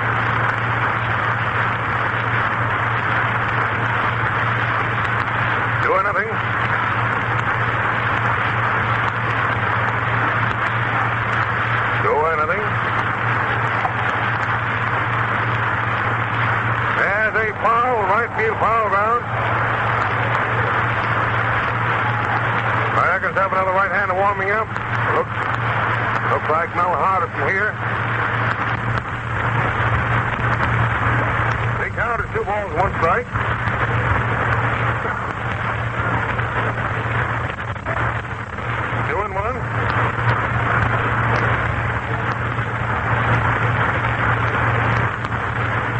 Rip Collins. Billy Hillman on second base, and 1 out.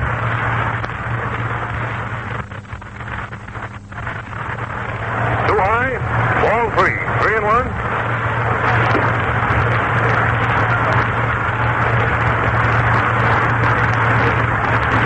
Three balls, 1 strike.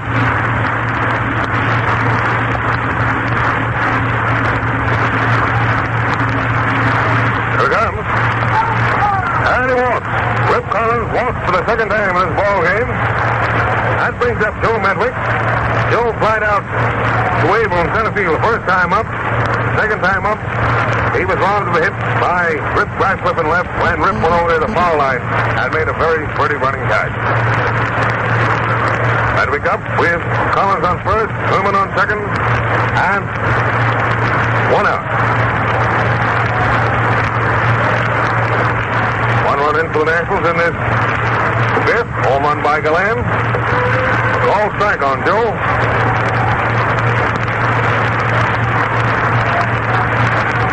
One strike.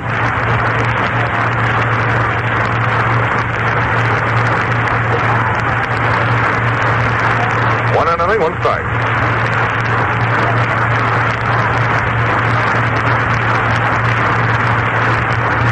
And here it comes. Wow. Strike 2. 2 strikes on Joe.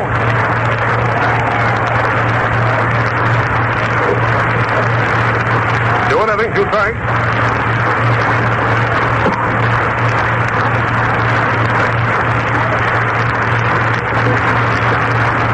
Nationals have Collins on first, Herman on second. 1 out. Now, waiting for Rowe to pitch. The count is 2 strikes on the batter, Joe Medwick. There's a hit to left field.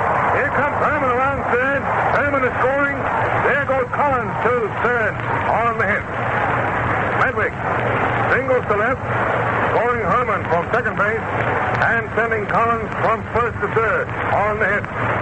That hit was a ground ball between Appling and Pinky Higgins. Clean hit into left field. Score is now Nationals 4, Americans nothing.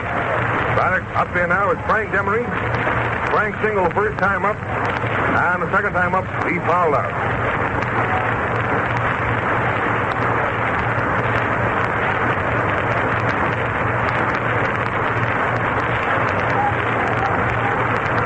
Nationals have men on first and third, and only 1 out.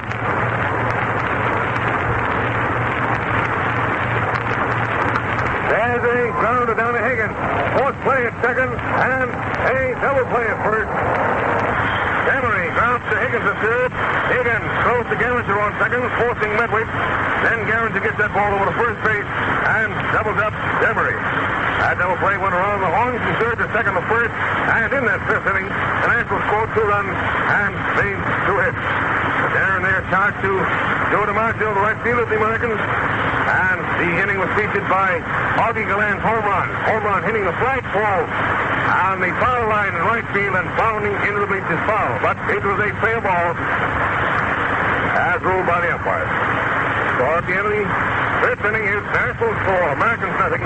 Pitching for the Nationals, Carl Hubble, and for the American Schoolboy Roll. Going at the first half of the sixth inning, the first batter for the Americans is Schoolboy Roll. This game, the Nationals scored 2 in the second and 2 in the fifth.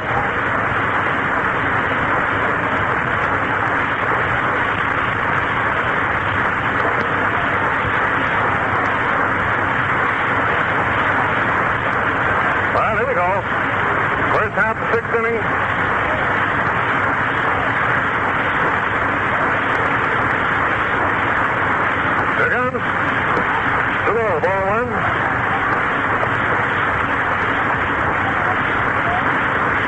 One ball.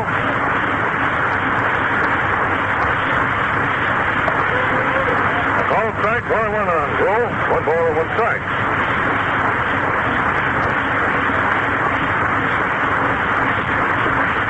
One. He lays the bunt down. He tries to lay a bunt. He pops up a fly. Hubble came in and dove for that ball and just caught it before it struck the ground. Schoolboy roll, trying to lay a bunt, and he popped a little fly, a low fly. Now Hubble, the pitcher, came in towards the third baseline and dove for that ball and caught it before it struck the ground to retire roll. One man gone. Luke Appling batting. Luke walked the first time up. The second time up, he fouled out to Demery in right. Frank making a very pretty running catch that foul ball.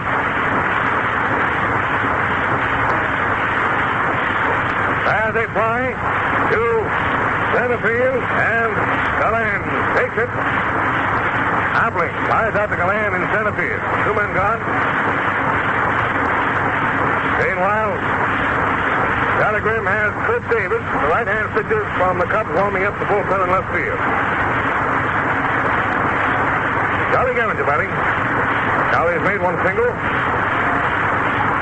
First time up, Charlie flied out to DeRosa. Second time up, he singled to right field.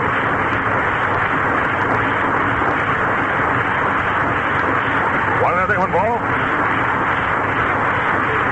2-0, ball 2.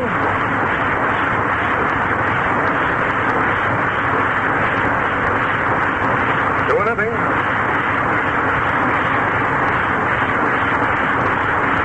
And here it comes. Too close. Ball 3. The Americans fail to make a hit off Dizzy Dean the first 3 innings, and they made only 2 hits off Carl Hubble in 2 2/3 innings.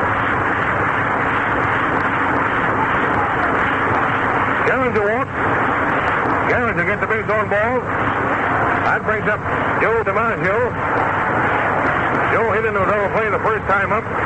The second time up, he flied out to DeRosa at short.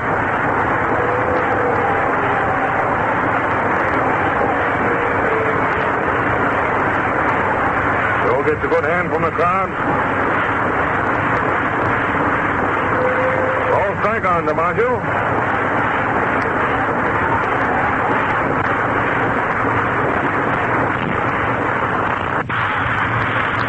One strike. 2-0, ball 1. 1-1 on DiMaggio. 1 ball, 1 strike.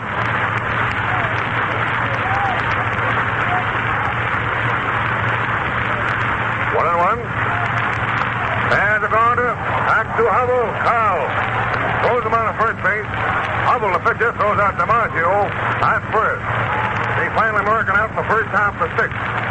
Score at the end of the first half of the 6th inning is Nationals 4, Americans nothing.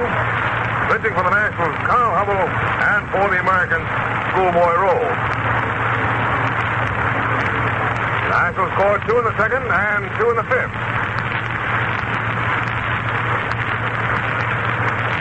Gabby Hadner drove in the first run for the Nationals, and he was driven in by Whitney Fly in the 2nd. And in the 4th, rather the 5th, Galan hit a home run. And Herman singled, Collins walked, Joe Medrich singled to left, scored Herman with the Nationals' 4th run. Is Gabby Hadner coming to bat? Gabby tripled the first time up. Second time up, he grounded out.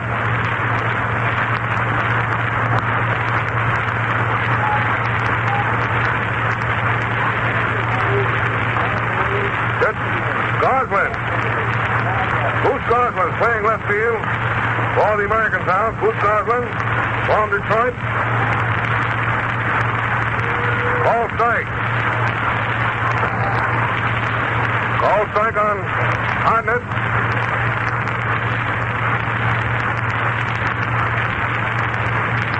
One strike.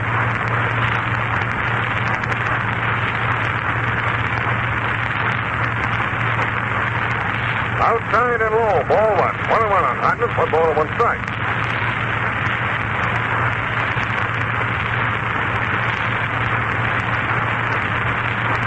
One and one. There they go down to Appling is short. Luke throws to first, and he gets Gabby. Appling is short. Throws out Hartman at first. One man gone, the loss of 6. Mickey Whitney batting. Whitney flied out the first time up. The run scoring out to catch center field. The second time up, Pinky single to center field. Right-hand batter. He lays a bunt that goes foul. 1 strike on Pinky.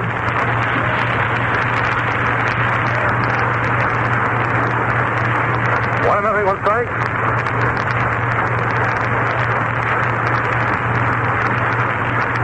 One strike on Whitney. There comes. Oh, the screen. Strike 2. 2 strikes on Whitney.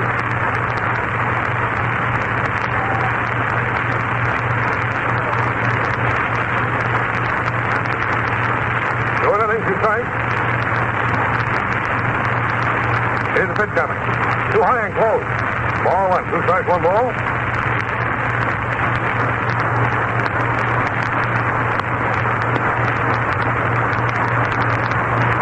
Two and 1. 2 strikes, 1 ball. Too high and close. Ball 2. 2 and 2 on Whitney. 2 balls, 2 strikes.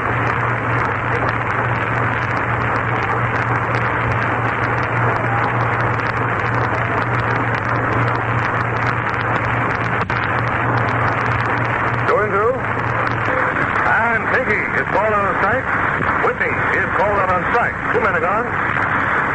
Leo Droz is batting. Leo single to center field the first time up. Second time up, Leo stands.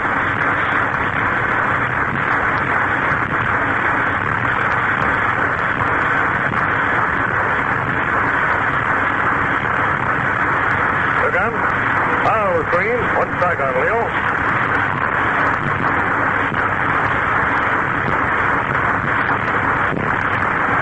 Nothing on strike.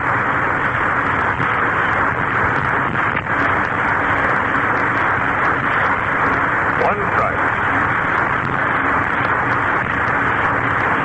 Outside, ball 1. 1-1 throws it, 1 ball and 1 strike. 1-1. Outside, ball 2.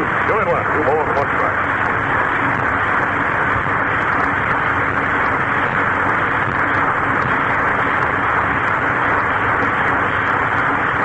Two balls, 1 strike. There's a high foul. Lou Gehrig comes in for it, and Lou makes the put out, hits him down in fairground. DeRosa pops out to Gehrig, the first baseman. The final national out in the last half of the 6th. Score at the end of the 6th inning is Nationals 4, Americans nothing. Pitching for the Nationals, Carl Hubble, and for the American Schoolboy Roll. Time for station identification plans. We're broadcasting direct from the National League Field in Boston. This is the Yankee Network and the Mutual Broadcasting System. This is WGN Tribune Square, Chicago. And here's Fred Hoy. Chris Davis, Chicago Cubs, is now pitching for the Nationals. Right-hander, Chris Davis. Chris is 29 years old, stands 6 feet 3, weighs 185. Last season with the Phils, he pitched in 44 games. He won 16 and lost 14. So far this season with the Phils and Cubs, he's won 7 and lost 7. This is his first All-Star game. Davis was born in Greenfield, Missouri, and now lives in Azusa, California. All strike on the batter, Lou Gehrig. Lou walked the first time up, second time up, he got it out.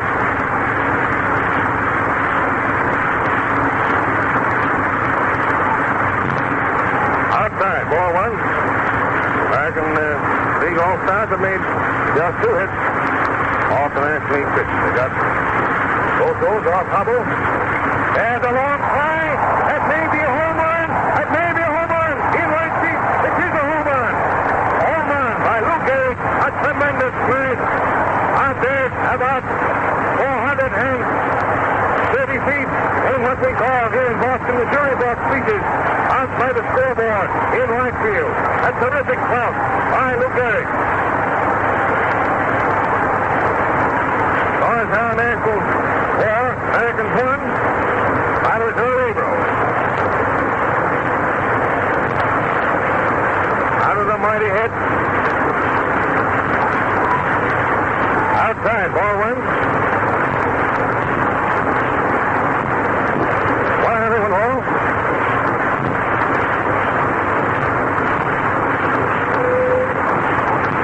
All strike. 1 on Averill, 1 ball and 1 strike.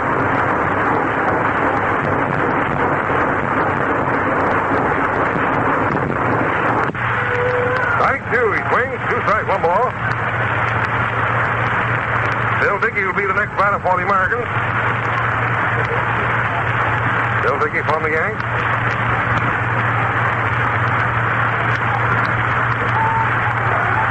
High and right, ball 2. 2 balls, 2 strikes.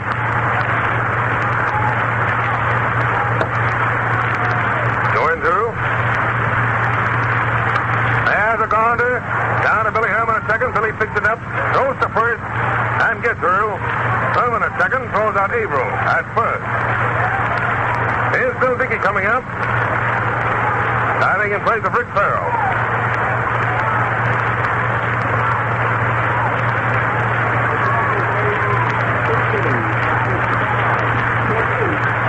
Bill Dickey batting. 1 man gone. We're in the first half, the 7th inning, and the score is Nationals 4, Americans 1. Look up. Outside. Ball 1. Bert Davis, right-hander from the Cubs, now pitching for the Nationals.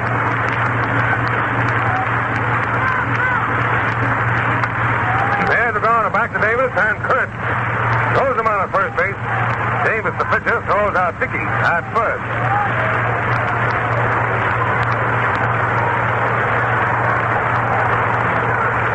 That brings up Goose Goslin, left fielder, left-hand batter. The Goose is 34 years old, stands 5'11", weighs 185. Last season, he batted .292. He's now batting .321. His home is in Salem, New Jersey. Too low, ball 1.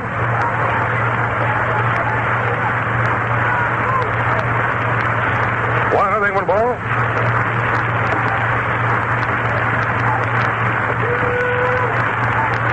Ball strike. That home run, by the way, made by Lou Gehrig, was his first hit in his 4th All-Star game. A home run. Ball 2. The count on Goslin is 2 balls, 1 strike.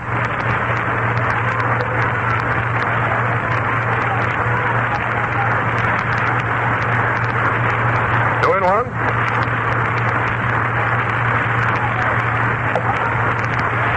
Too low. Ball 3. 3-1. 3-1. 3 balls, 1 strike.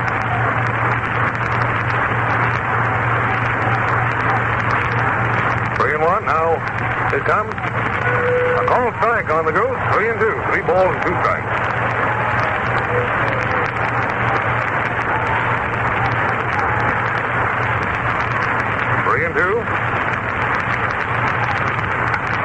There's the corner down the right of Herman. Billy knocks it down. He can't handle it.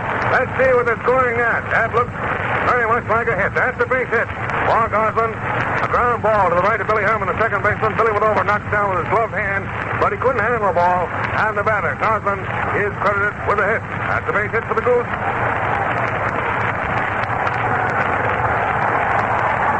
Jimmy Fox is coming to bat for Dinky Higgins. Jimmy Fox of the Red Sox is coming to bat for Dinky Higgins. Jimmy is 27 years old, stands 5'11", weighs 185. Last season with the A's, the Athletics, Jimmy batted .346. He's now batting .331, and he's hit 22 home runs so far this season.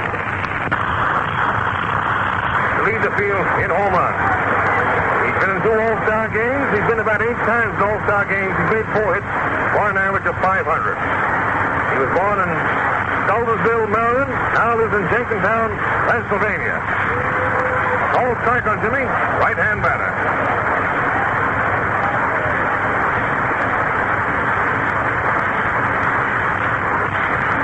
One strike. Outside. Ball 1. 1-1.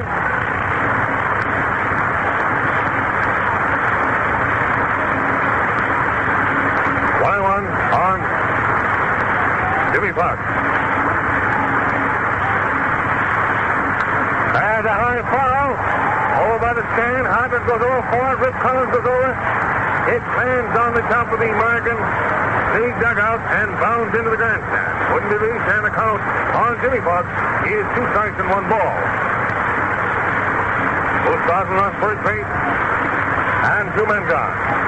We're in the first half of the 7th inning, and the score is Nationals 4, Americans 1.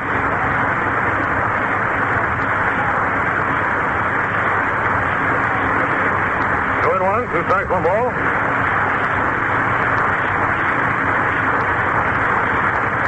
Foul to the screen.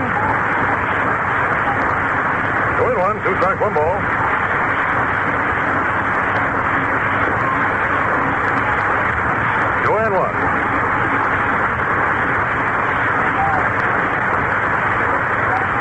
Two strikes, 1 ball.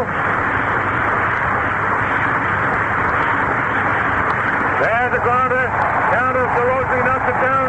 He can't handle that ball. And let's see. It looks like a hit. It is a hit. Oh, Jimmy Fox.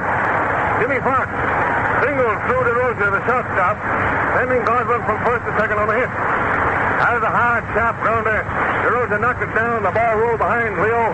Leo tried to make a forced play at second base, but he was too late. Gosling reached there safely, and the batter, Jimmy Fox, is credited with a base hit.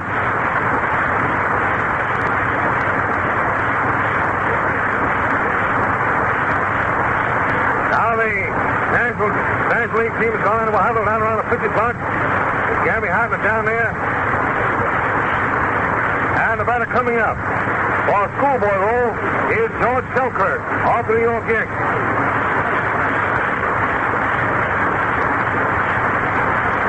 George Selkirk. George is 28 years old, stands 5'11 and a half, weighs 180. Now batting .318, last season he batted .312. Selkirk was born in Huntsville, Ontario. He now lives in Rochester, New York. Left-hand batter. Ball strike on George. Americans have been on first and second, 2 outs.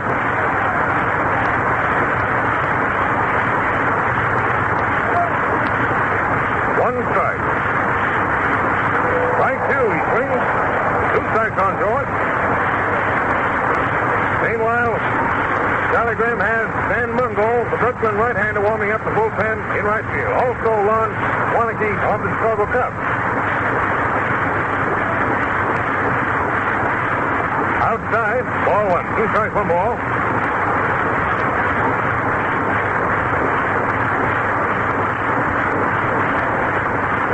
Going 1, 2 strikes, 1 ball.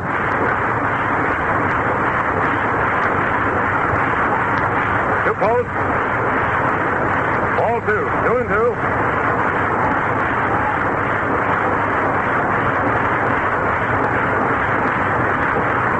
On Selkirk. And outside, ball 3. 3 and 2 on George Selkirk. 3 balls and 2 strikes. Jimmy Fox on first. Bruce Gosling on second. And 2 men gone. We're in the first half of 7th inning. The score is Nationals 4, Americans 1. Now, Bert Davis is ready. Here's the big one. He walks. Selkirk batting for all. Gets the base on ball. And that brings up Luke Appling. Appling batting. Luke has reached first base once. He walked in the first inning. Second time up in the 4th inning. He fouled out Demery in right. third time up in the sixth inning. Appling flied out to center field. He's up there now. The base is loaded and 2 outs.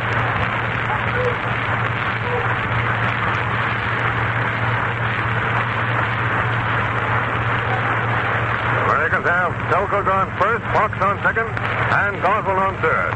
Now Kurt Davis starts his motion, and here's the pitch. Outside, ball 1.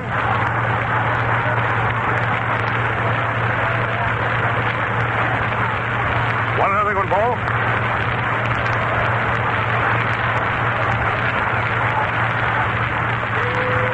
Call strike. 1-1 on Luke. 1 ball and 1 strike.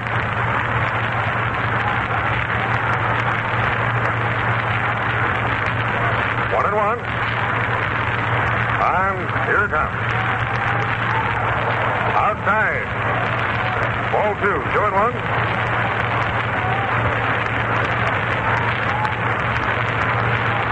2-1. 2 balls, 1 strike. Now Davis is ready.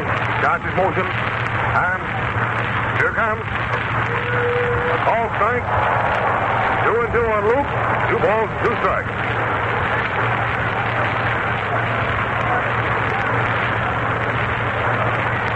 Two balls, 2 strikes.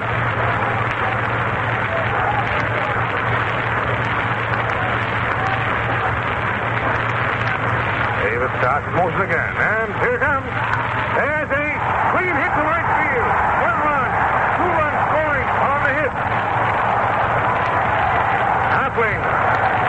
Appling singles to right, scoring Goswell, and Jimmy Park leads 2 more runs for the Americans. Score is now Nashville 4, Americans 3. Americans have Appling on first, Selkirk on second, 2 outs, and the batter coming up is Charlie Gehringer.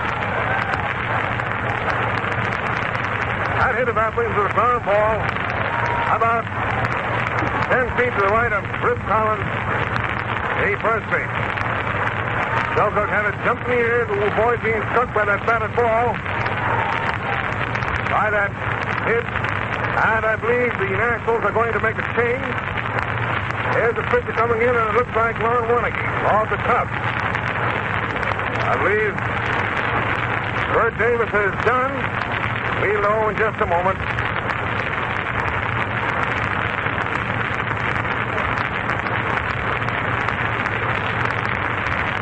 Up to a lot of the National players are gathered around the pitcher's box.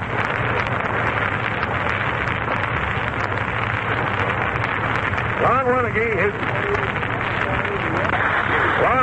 now pitching for the Nationals. First man to face Lon is a dangerous batter, Charlie Gehringer. Charlie flied out the first time up. The second time up in the 4th inning, Charlie single right, and the third time up, he walked.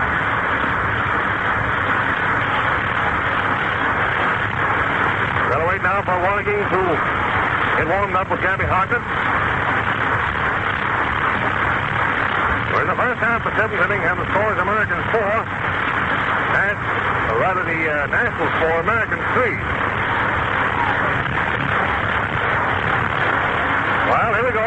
Gehringer batting. Appling on first, Selkirk on second, and 2 outs.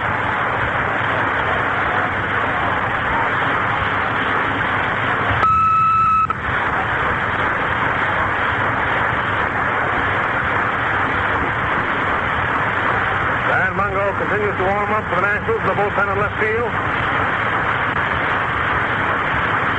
Oh, Gabby Hartnett just gone into a huddle with Lon Warneke.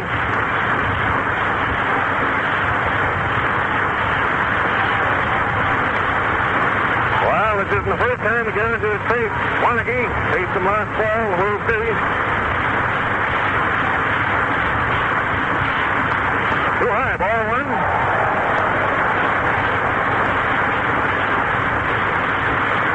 One ball.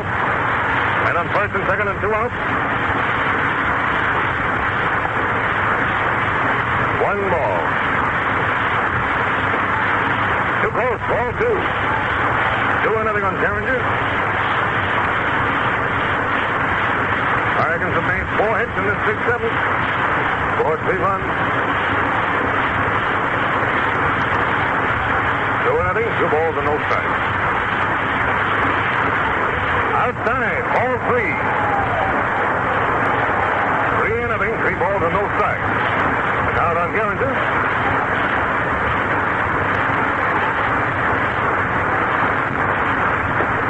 Now Wannicke's ready.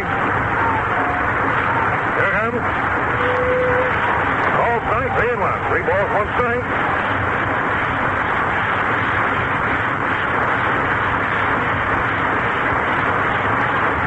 Three balls and 1 strike. He walks, filling the bases. Gehringer gets the base on ball. Selkirk moves to third. Appling goes to second. Now the Americans have 3 men on, 2 outs, and the batter is Joe DiMaggio. Joe has been up 3 times and has failed to reach. The first time up, Joe hit it on double play. The second time up, he flied out the doors, was short, and the third time up, he was thrown out by Carl Hubble. Joe is up there. The bases loaded. Right-hand batter. Wannicke starts his windup. Here's the pitch. There's a line drive right in the hands of DeRozier. DiMaggio hit a terrific drive right at DeRozier at short for the final out.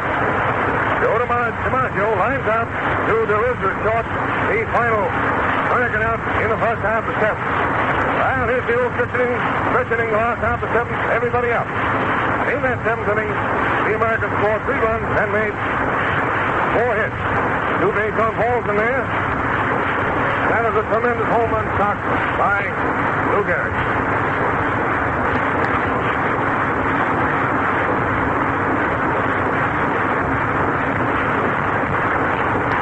Both home runs made in the game. The All-Star game. One. First, they won in 1933 and 34. Babe Ruth. American League team made one in 1933. Joe Medwick, the National League team, made one in 1934. And Jimmy Fox of the Athletics, the American League team in 1935. Add to that, Augie Galland of the Cubs here this afternoon, and Lou Gehrig. Going to the last half of 7th. The first batter for the Nationals is Ron Wannicke, the pitcher. Mel Harder is now pitching for the Americans. Mel Harder, right-hander, now pitching for the Americans. The batter coming up there is Ron Wannicke. Ron is 27 years old, stands 6 feet 1 1/2, weighs 180. Last season, Ron pitched in 42 games. He won 20 and lost 13. So far this season, he's won 8 and lost 4. This is his first All-Star game. Wannicke's home is in Mount Ida, Arkansas.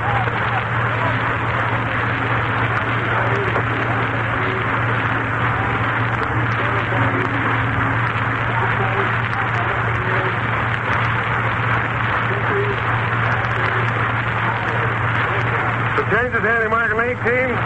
Wannicke sends the grounder back to Harder. The pitcher, Mel, throws him out of first base. Harder, the pitcher, goes out. Wannicke at first. Jimmy Fox is playing third base for the Americans. Ben Chapman's in center field.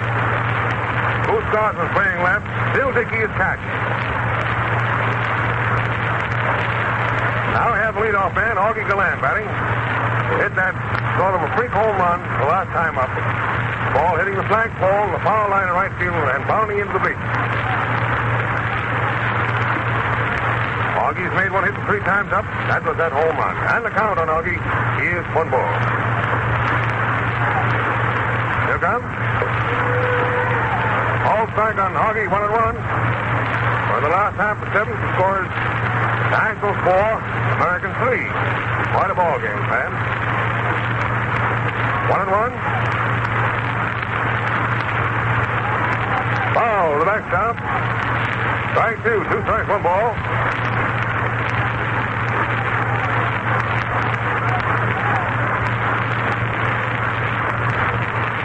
Two and one.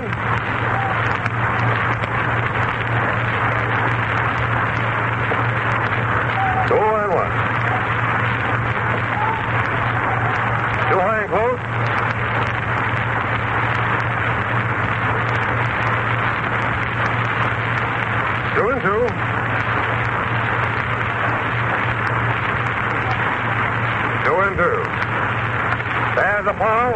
Left field foul gone. Down to 2-2 on Gallant.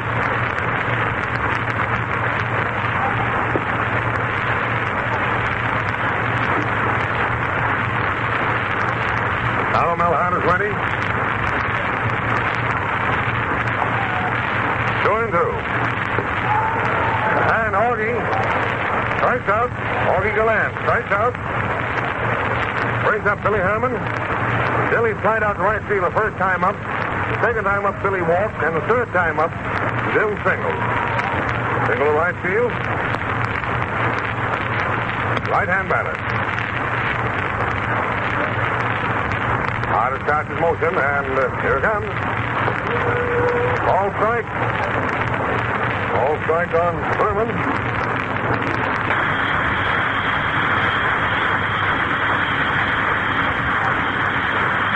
One strike.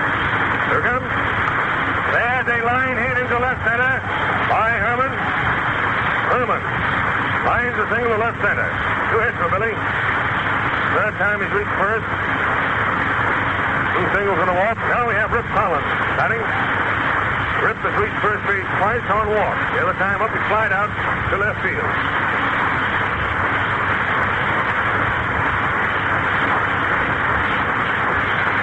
Herman on first base, the 2 men gone.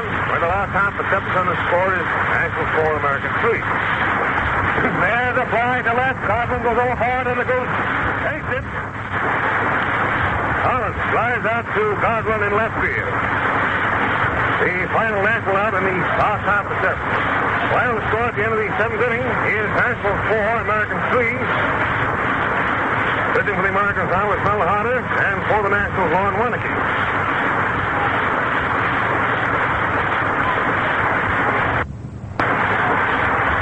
The first half of the 8th inning, the first batter for the Americans is Lou Gehrig, who first time up walked, second time up grounded out, and the third time up hit that tremendous home run smash in the right field bleachers. That is, bleachers by the scoreboard we call the jury box bleachers here in Boston. That home run carried about 430 feet.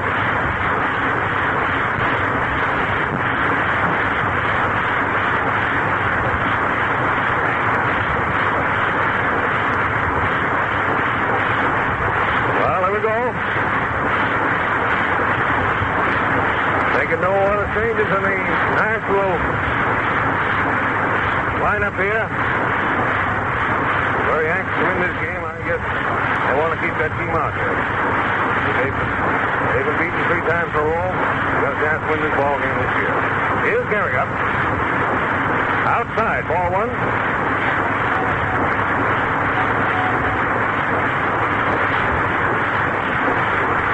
One other one ball.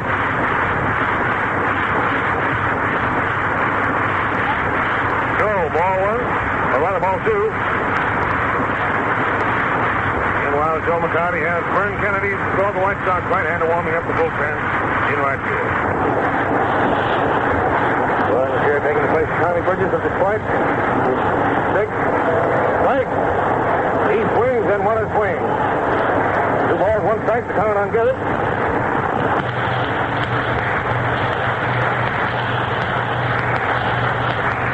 2-1, 2 balls and 1 strike. Ball strike on Lou, 2-2.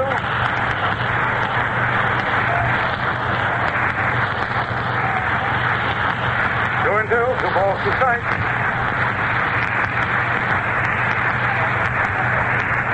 Now, Warnicki starts his motion, and here it comes. Outside, ball 3. 3-2. That ball hopped out of Harden's glove right in the hands of Bill Travers, the umpire. They'll return it to Warnicki, the pitcher. The count is 3-2.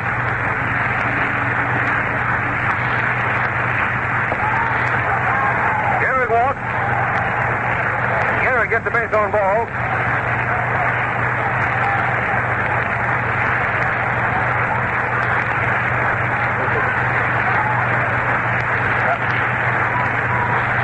Chapman is now batting. Ben Chapman, right-hand batter. first base. Ball strike on Ben. Ben is 27 years old, stands 5'11 and a half, weighs 175. Last season with the Yankees, he batted 289. He's now batting 284. Ben was born in Nashville, Tennessee. He now lives in Birmingham, Alabama. One strike on Ben. Strike two. Ben tried to bunt that ball, and he missed it altogether. 2 strikes on Chapman.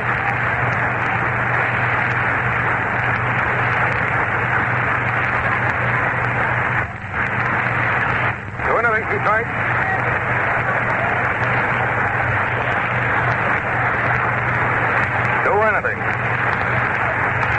There's a grounder down third base to Whitney. He fumbles, recovers, goes to first and gets his man.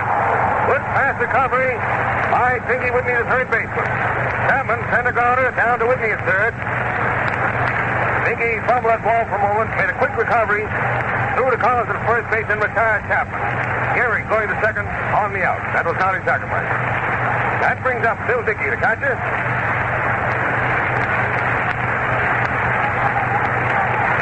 Here's Bill Dickey coming up.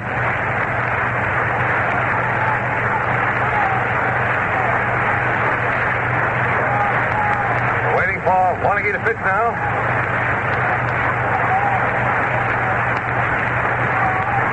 Man on second base and 1 out. Hello, ball one. Yeah, the old tying run on second base. 1-0 ball.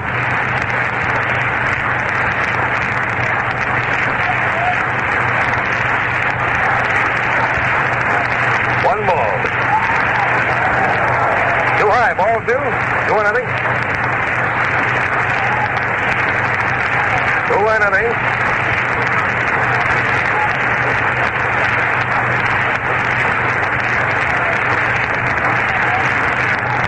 Two balls, no strikes.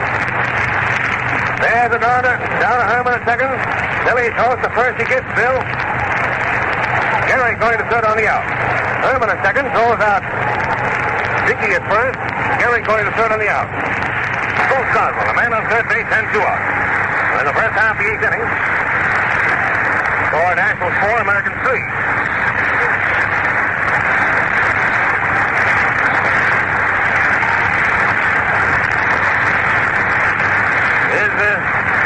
Osmond batting.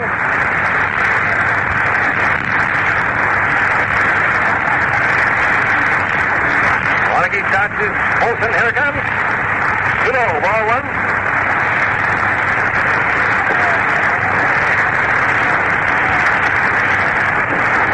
One ball.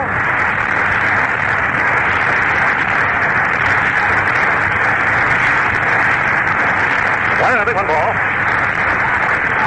Ball 2. 2-0 on the goose. 2 balls and no strikes. Gehrig on third. 2 out. And the first half of the 8th inning. For Nationals 4, Americans 3. 12 ball game to 1. 2-0. Right between 2-1 on the goose. 2 balls and 1 strike.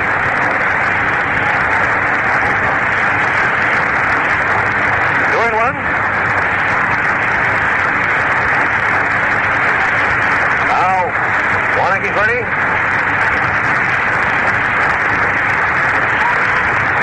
Outside, ball 3. 3-1 on Godwin.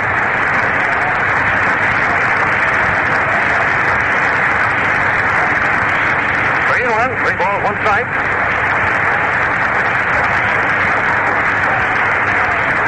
Three and 1.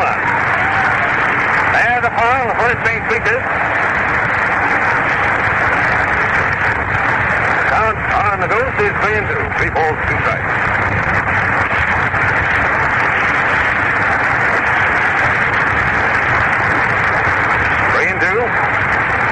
Gehrig on third base, 2 out.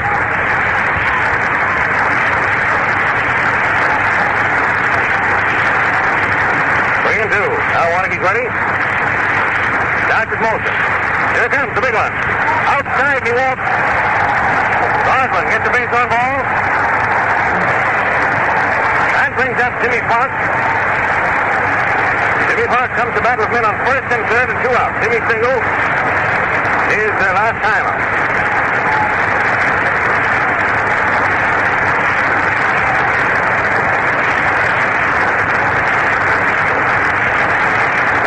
Jimmy Park batting. Boswell on first. Gehrig on third. 2 outs.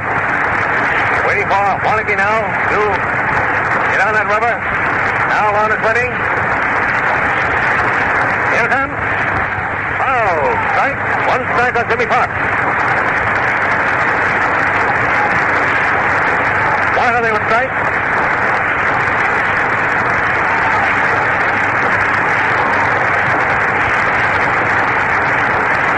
One strike.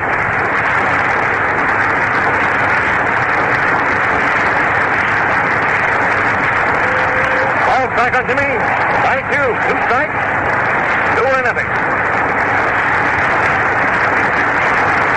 And on first and third.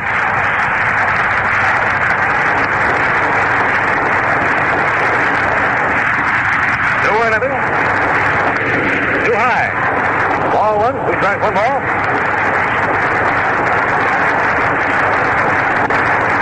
Two and 1. 2 strikes, 1 ball.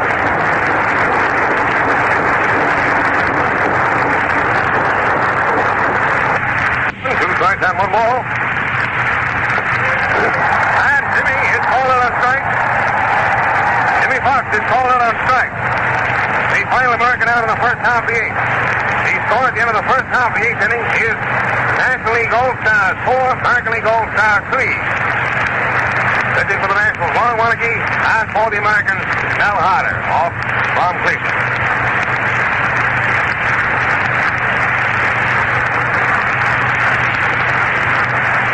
Mel Harder, by the way, is 26 years old, stands 6 feet 1, weighs 170. Last season, Mel pitched 42 games. He won 22 and lost 11. So far this season, he's won 10 and lost 6.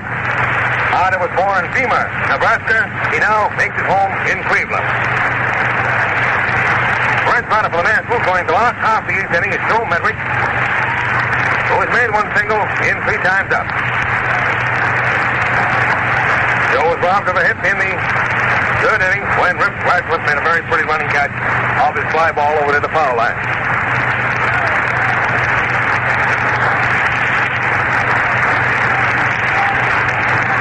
Medwick batting. Going to the last 8th.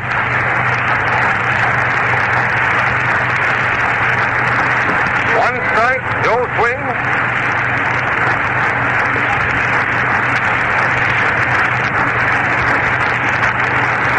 One strike. He lays a bunt down to third base to Fox.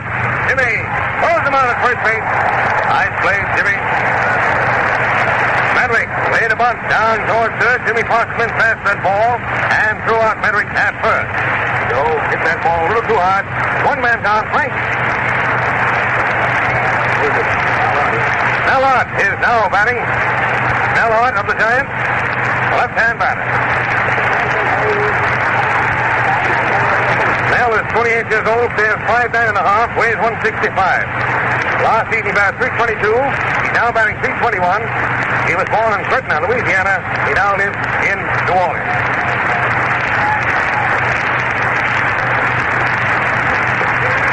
All strike on Mel.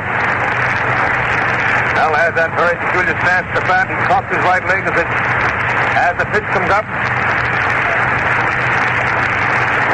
1 strike. Too low. Ball 1. 1-1 on Mel.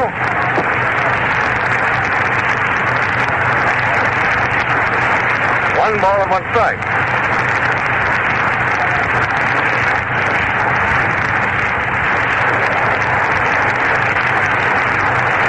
Ball 2.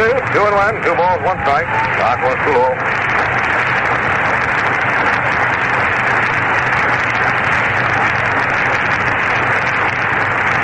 One, 2 balls and 1 strike.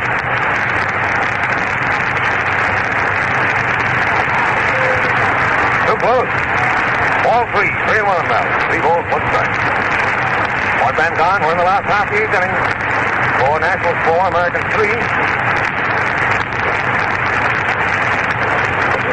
Ball called strike on Mel, and the count is now 3 balls, 2 strikes. 3-2.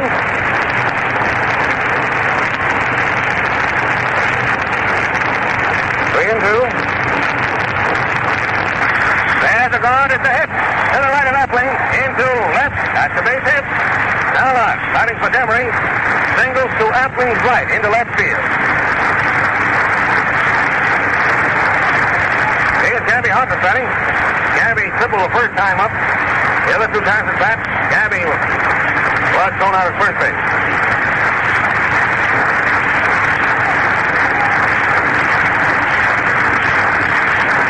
Too high, ball 1.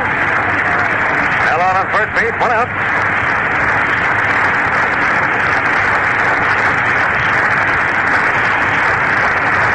One other one ball.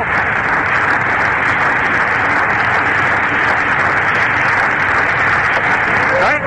Gabby swings, 1-1. 1 ball and 1 strike.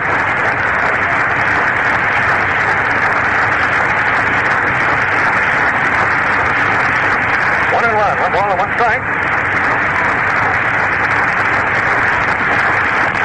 1 and 1.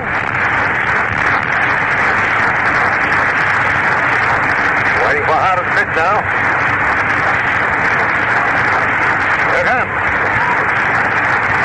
2 balls, ball 2, 2 and 1. 2 balls, 1 strike. Down and hot.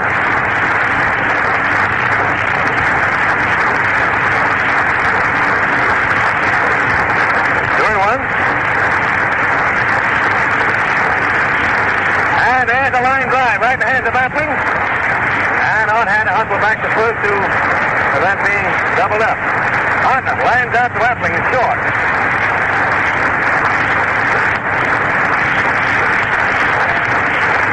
Hoey, Cincinnati's third baseman, is going to bat for Mickey Whitney. Hoey, R-I-G-E-S. Meanwhile, Lefty Gomez, Yankee southpaw, warming up the Americans to bullpen and right. Joe Riggs is 26 years old, stands 5'11", weighs 178. Last season he batted 278, now batting 251. His home is in Mebane, North Carolina.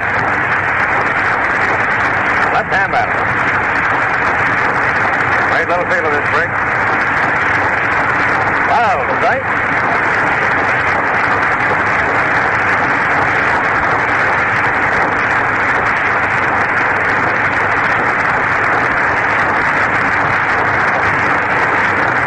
One strike on Blue Ridge. Alon is on first base. 2 men are gone.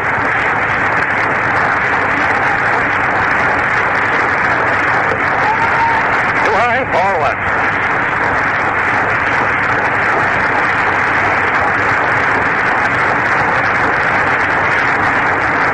One ball and 1 strike.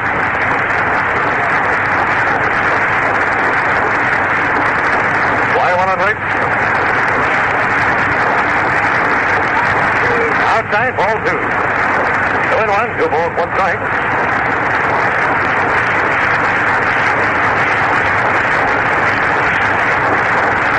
Two and 1.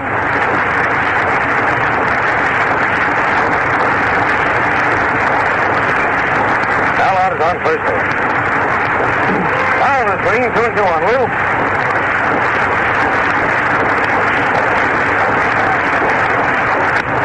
2 and 2.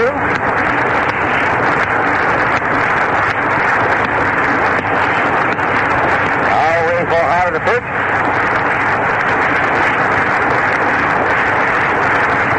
The count is 2 and 2. And here it comes. He's called out on strike. Will Riggs batting for Whitney is called out on strike. So at the end of the 8th inning, is Nationals 4, Americans 3. Pitching for the Americans, Al Harder. And for the Nationals, Roy Warnke. Warnke's going in to pitch this 9th inning.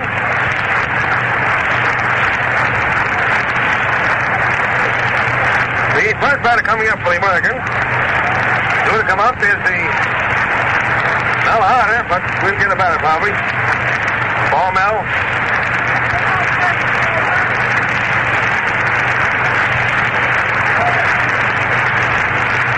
Looks like Frank Crossetti Frank Corsetti of the New York Yankees is going to bat for Mel Harder. Frank Corsetti.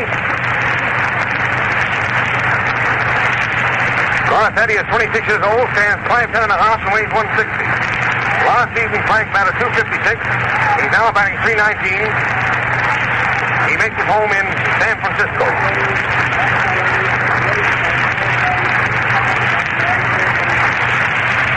Hart is playing right field for Nationals. Riggs is playing third base for the Nationals. Now Hart playing right field. And the batter is Frank Corsetti, right-hand batter.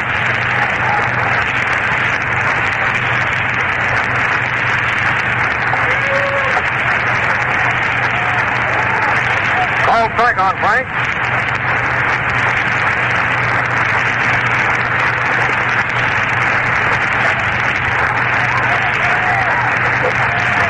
One of Corsetti. 1 ball, 1 strike.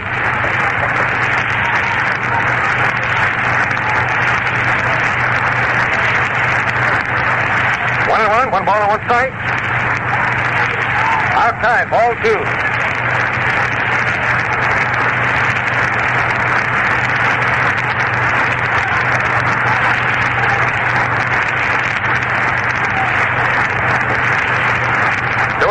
Two balls and 1 strike.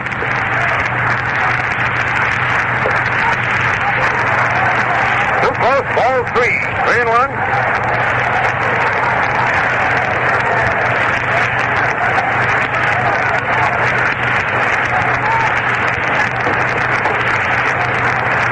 Three balls and 1 strike.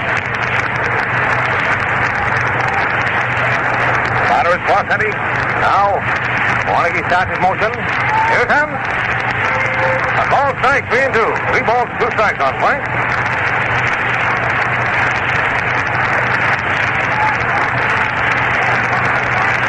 Three and 2.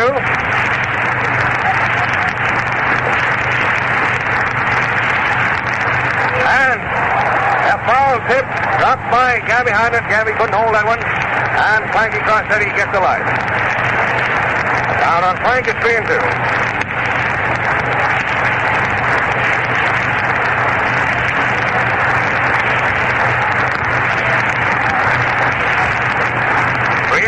Three balls, 2 strikes.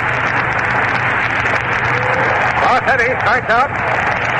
Corsetti batting for Harder, strikes out. 1 man gone, the first and 9th. Luke Appling batting. There to Gardner. Now Herman at second. Billy goes to first and gets loose. Herman at second, throws out Appling at first. 2 men gone, the first half of 9th inning. Johnny DiMaggio batting.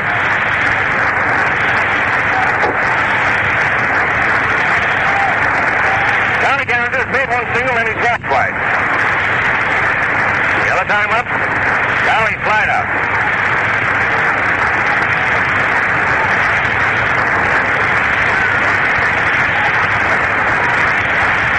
Up. And here comes 2-0, ball 1.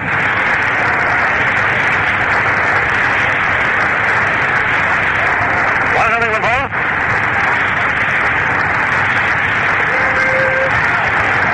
Ball strike on Garringer, 1-1. 1 ball, 1 strike.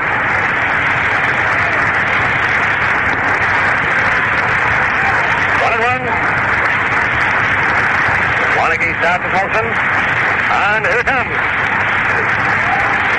Outside, ball 2, 2-1.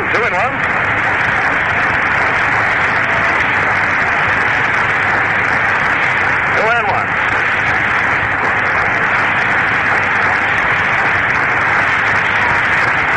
And the foul over the roof, and the count is 2-2.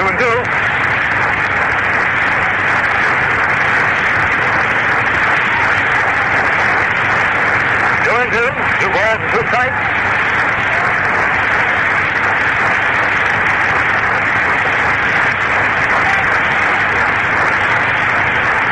The count on Garringer is 2-2.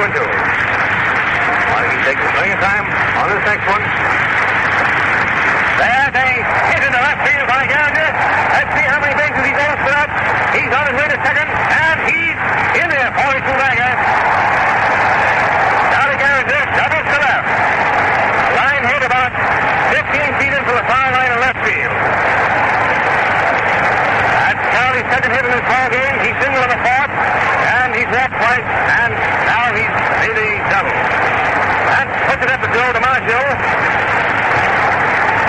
Joe's been about 4 times, and it's failed to reach. The last time up, he hit a line drive right at the road to his short. An hard hit ball was right at the fielder. Joe's up there now, the turning run on second base. Ball strike on DiMaggio.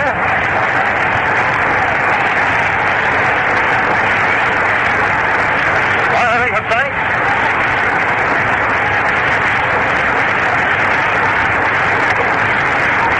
Outside. Ball 1, 1-1. A ball 1 strike. 1-1.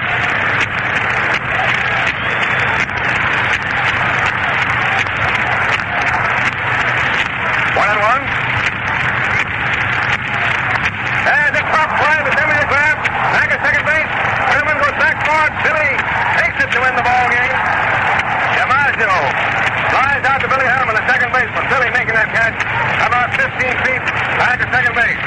Now, fans, while I figure up the runs, hits, and errors, I'm going to turn you over to Linus Travers on the field. Take it away, Linus. The manager of the winning club this afternoon in Charlie, I want you to say a word to the radio audience. Well, radio audience, it was a great ball game. We're very happy over our victory. All the boys hustled. They're a great gang, and believe me, they're a happy bunch too. That's a swell game. Here's Dizzy Dean. Here's Dizzy Dean here who wants to say a word, man. Hi, everybody. I'm glad to be here and glad that the National League won. And I'm thankful from now on the National League will go places on the All-Star game. Thank you. Thank you very much. Thank you very much. And here is Rip Collins. Well, boys, listen, I'm a little excited right now. I don't know just what to say, but I'm glad they won. We've had Charlie Grimm on, and here's Joe McCarty, the manager of the Americans. Folks, it was a great game. Sorry to lose, but I want to congratulate Charlie Grimm and the National League. It was a wonderful game and a great day and a wonderful crowd. Thank you very much. And I want the governor of the Commonwealth is standing here to say just a word. Governor Shirley of Massachusetts. One of the largest crowds we've ever had in the history of baseball in Boston, and one of the best games ever played. Thank you very much. The boys have had their way all back to the dressing room. We had first down the head, Charlie Grimm, who said his first word after winning this afternoon. And also we were followed immediately by Joe McCarty, the manager of the American Leaguers in the All-Star game, and then His Excellency, the governor of Massachusetts. And all of the field has been cleared now, the players who have quickly made their way back to their dressing room. I want to turn the microphone back now to Fred Hoey, who'll give you the run, hits, and errors. Here you are, Fred. Here you are, fans. Thanks, folks.